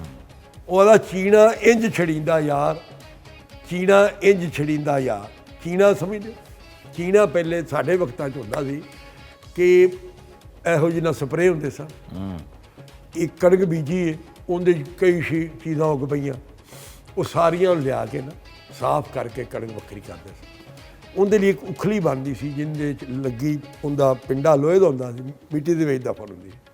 ਉੱਤੇ ਇੱਕ ਬੂਹਲੀ ਹੁੰਦੀ ਸੀ, ਡੰਡਾ ਥੱਲੇ ਲੋਹਾ ਲੱਗਾ ਹੁੰਦਾ ਸੀ, ਜਿਹੜੀ ਉਹਨੂੰ ਛੱਡਦੀ ਸੀ। ਚੀਣਾ ਉਹ ਜਿਹੜਾ ਮਿਕਸ ਅਨਾਜ ਸੀ ਨਾ, ਉਹਨੂੰ ਉਹਦੇ 'ਚ ਪਾ ਕੇ ਉਹਨੂੰ ਕੁੱਟਦੇ ਸਨ। ਉਹ ਤੋਂ ਅਸੀਂ ਵੀ ਮਾਰਦੇ ਨਿੱਕੇ ਹੁੰਦਿਆਂ ਮਾਰਦੇ ਰਹੇ। ਉਹਦੇ ਉਹਨੂੰ ਛੱਡਦੇ ਸਨ, ਛੱਡਣਾ ਉਹਨੂੰ ਕਹਿੰਦੇ ਸਨ। ਛੱਡ ਕੇ ਤੇ ਉਹਨੂੰ ਫਿਰ ਛੱਜ ਹੁੰਦਾ ਸੀ, ਛੱਜ ਵਿੱਚ ਛੱਡਦੇ ਸਨ। ਅੱਛਾ ਅੱਛਾ, ਜਿਹੜੀ ਮਿੱਟੀ ਰੋੜਾ ਉਹ ਲੱਗ ਹੋ ਪਾਸੇ ਹੋ ਜਾਏ, ਸਾਫ ਸੁਥਰਾ ਹੋ ਜਾਏ। ਉਹ ਕਹਿੰਦਾ ਕਿ ਚੀਣਾ ਇੰਜ ਛੜੀਂਦਾ ਯਾਰ, ਚੀਣਾ ਇੰਜ ਛੜੀਂਦਾ ਯਾਰ, ਵੱਜੇ ਮੁਰਸ਼ਦ ਵਾਲੀ ਤਾਰ, ਵੱਜੇ ਸਾਈਆਂ ਵਾਲੀ ਤਾਰ, ਚੀਣਾ ਇੰਜ ਛੜੀਂਦਾ ਯਾਰ। ਉਹਦਾ ਪਹਿਲੇ ਉਖਲੀ ਸਾਫ਼ ਕਰਾਂਗੀ, ਪਹਿਲੇ ਉਖਲੀ ਸਾਫ਼ ਕਰਾਵੀਂ, ਰੋੜਾ ਮਿੱਟੀ ਧੂਲ ਹਟਾਵੀਂ। ਵਾਹ ਵਾਹ, ਪਹਿਲੇ ਉਖਲੀ ਸਾਫ਼ ਕਰਾਵੀਂ, ਰੋੜਾ ਮਿੱਟੀ ਧੂਲ ਹਟਾਵੀਂ, ਫਿਰ ਉਖਲੀ ਵਿੱਚ ਚੀਣਾ ਪਾਵੀਂ, ਤੇ ਛੱਜ ਸਬਰ ਦਾ ਰੱਖੀ ਤਿਆਰ। ਤੇ ਅੱਗੋਂ ਕੀ ਕਹਿੰਦਾ, ਕਾਂ ਹਰਾਮੀ ਛੱਡਣ ਨਾ ਦਿੰਦਾ। ਕਾਂ ਵੀ ਕਿਸੇ ਨੂੰ ਤਸ਼ਬੀਹ ਦਿੱਤੀ ਹੈ ਨਾ ਬਾਬੇ ਵਾਲੇ, ਕਾਂ ਹਰਾਮੀ ਛੱਡਣ ਨਾ ਦਿੰਦਾ, ਉਹ ਤਾਂ ਪਿੱਛੋਂ ਝਾਟ ਮਰੇਂਦਾ, ਕੀਤਾ ਕੰਮ ਖਰਾਬ ਕਰੇਂਦਾ, ਉੱਡ ਜਾ ਵਿੱਚ ਪਲਕਾਰ, ਚੀਣਾ ਇੰਜ ਛੜੀਂਦਾ ਯਾਰ। ਅੱਗੋਂ ਆਦਾ ਬੁੱਲੇ ਸ਼ਾਹ ਨੇ ਚੀਣਾ ਛੜਿਆ, ਬੁੱਲੇ ਸ਼ਾਹ ਨੇ ਚੀਣਾ ਛੜਿਆ, ਛੜ ਖਾਮਦ ਦੇ ਅੱਗੇ ਤਰਿਆ, ਤਾਂ ਹੀ ਥੀਂਦੇ ਨੇ ਹਾਰ ਸਿੰਗਾਰ। ਤਾਂ ਹੀ ਹਾਰੀ ਸ਼ਿਕਾਰੀ ਗਈਆਂ ਵਿਸਾਈਆਂ ਕੇ ਛੱਡ ਕੇ ਅਸਾਂ ਕੱਢ ਕੇ ਗਾਂਦਾ ਰੱਖਤਾ ਤੇ ਪੂਰੇ ਤੇਰੇ ਹੋ ਗਏ। ਇਹ ਕਿਹੜੀ ਕਿਤਾਬ ਆਪਾਂ ਤੂੰ ਪੜ੍ਹੀ, ਮੈਂ ਵੀ ਪੜ੍ਹਿਆ, ਇਹ ਕਿਤਾਬ 'ਚ ਹੈਗਾ ਇਹ। ਬਿਲਕੁਲ ਸਹੀ। ਐਸੇ ਐਸੇ ਖੂਬਸੂਰਤ ਇਲਮ ਦੇ ਖਜ਼ਾਨੇ ਨੇ ਸਾਰਿਆਂ ਵਿੱਚ ਹੀ। ਮੈਂ ਤੁਹਾਨੂੰ ਕਾਫੀ ਸ਼ਾਹ ਸਾਹਿਬ ਨਹੀਂ ਸੁਣਾ ਦੇਣਾ। ਜੀ ਜੀ ਸੁਣਾਓ ਨਾ, ਜਰਾ ਗੁਨਗੁਨਾ ਕੇ ਸੁਣਾ ਦਿਓ ਸਾਨੂੰ। ਸਈਓ ਅਸੀਂ ਨੈਣਾ ਦਿਆ ਕੇ ਲੱਗੇ, ਵਾਹ ਵਾਹ, ਨੀ ਸਈਓ ਅਸੀਂ ਨੈਣਾ ਦਿਆ ਕੇ ਲੱਗੇ, ਜਿੰਨਾ ਪਾਕ ਨਿਗਾਹਾਂ, ਜਿੰਨਾ ਪਾਕ ਨਿਗਾਹਾਂ, ਉਹ ਕਹੀਂ ਨਾ ਜਾ ਦੇ ਠੱਗੇ, ਨੀ ਸਈਓ ਅਸੀਂ ਨੈਣਾ ਦਿਆ ਕੇ ਲੱਗੇ, ਕਾਲੇ ਪਟ ਨਾ ਚੜੇ ਸਫੇਦੀ, ਕਾਲੇ ਪਟ ਨਾ ਚੜੇ ਸਫੇਦੀ, ਕਾਗ ਨਥੀਂਦੇ ਬੱਗੇ, ਵਾਹ ਵਾਹ ਵਾਹ ਵਾਹ, ਨੀ ਸਈਓ ਅਸੀਂ ਨੈਣਾ ਦਿਆ ਕੇ ਲੱਗੇ। ਬਹੁਤ ਸ਼ੁਕਰੀਆ ਭੱਟੀ ਸਾਹਿਬ, ਤੁਹਾਡੇ ਨਾਲ ਸਾਰਾ ਦਿਨ ਅਸੀਂ ਗੁਜ਼ਾਰਿਆ, ਬੜਾ ਮਜ਼ਾ ਆਇਆ ਤੁਹਾਡੇ ਨਾਲ ਗੁਫ਼ਤਗੂ ਕਰਨ ਦਾ, ਔਰ ਮੈਨੂੰ ਪੂਰੀ ਉਮੀਦ ਹੈ ਕਿ ਸਾਡੇ ਵੇਖਣ ਵਾਲਿਆਂ ਨੂੰ ਵੀ ਜ਼ਰੂਰ ਮਜ਼ਾ ਆਇਆ ਹੋਵੇਗਾ। ਅਸਲਾਮ ਵਾਲੇਕੁਮ। ਬਹੁਤ ਸ਼ੁਕਰੀਆ ਤੁਹਾਡਾ।